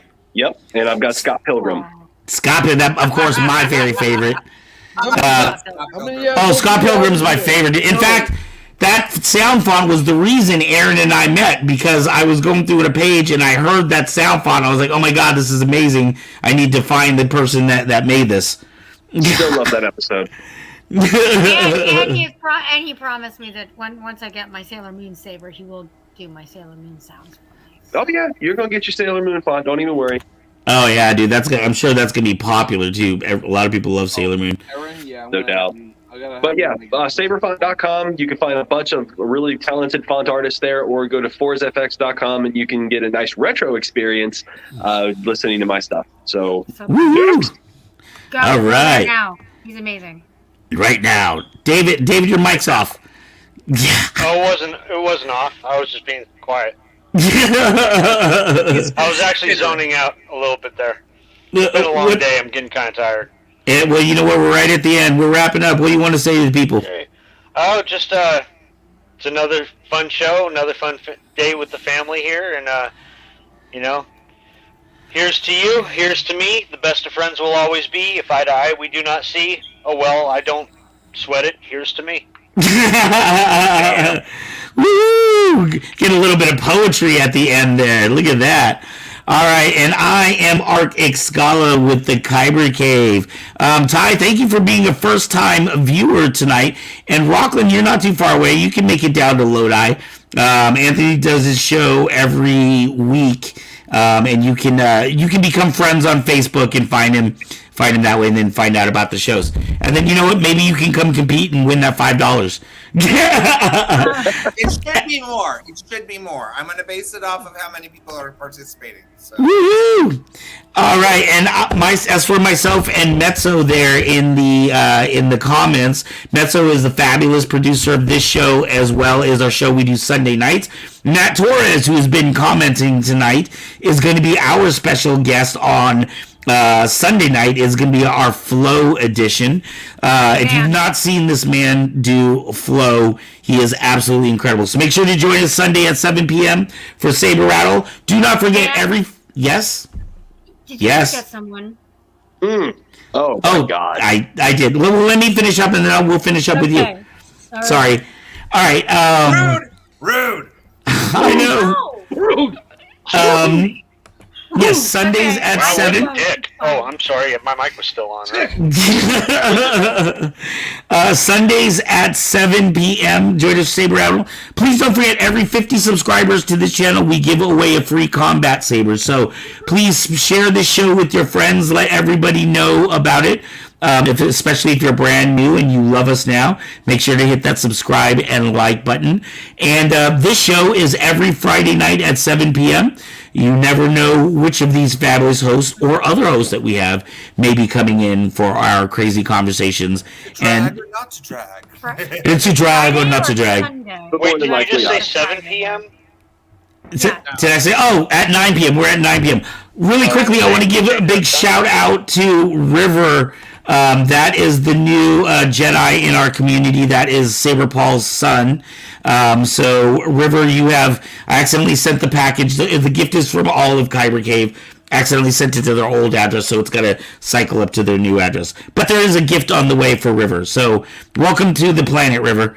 All right. And yes, Mezzo's got her 2 boys herself. All right.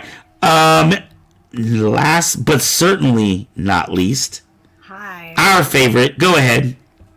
I'm the loudmouth, Yeah.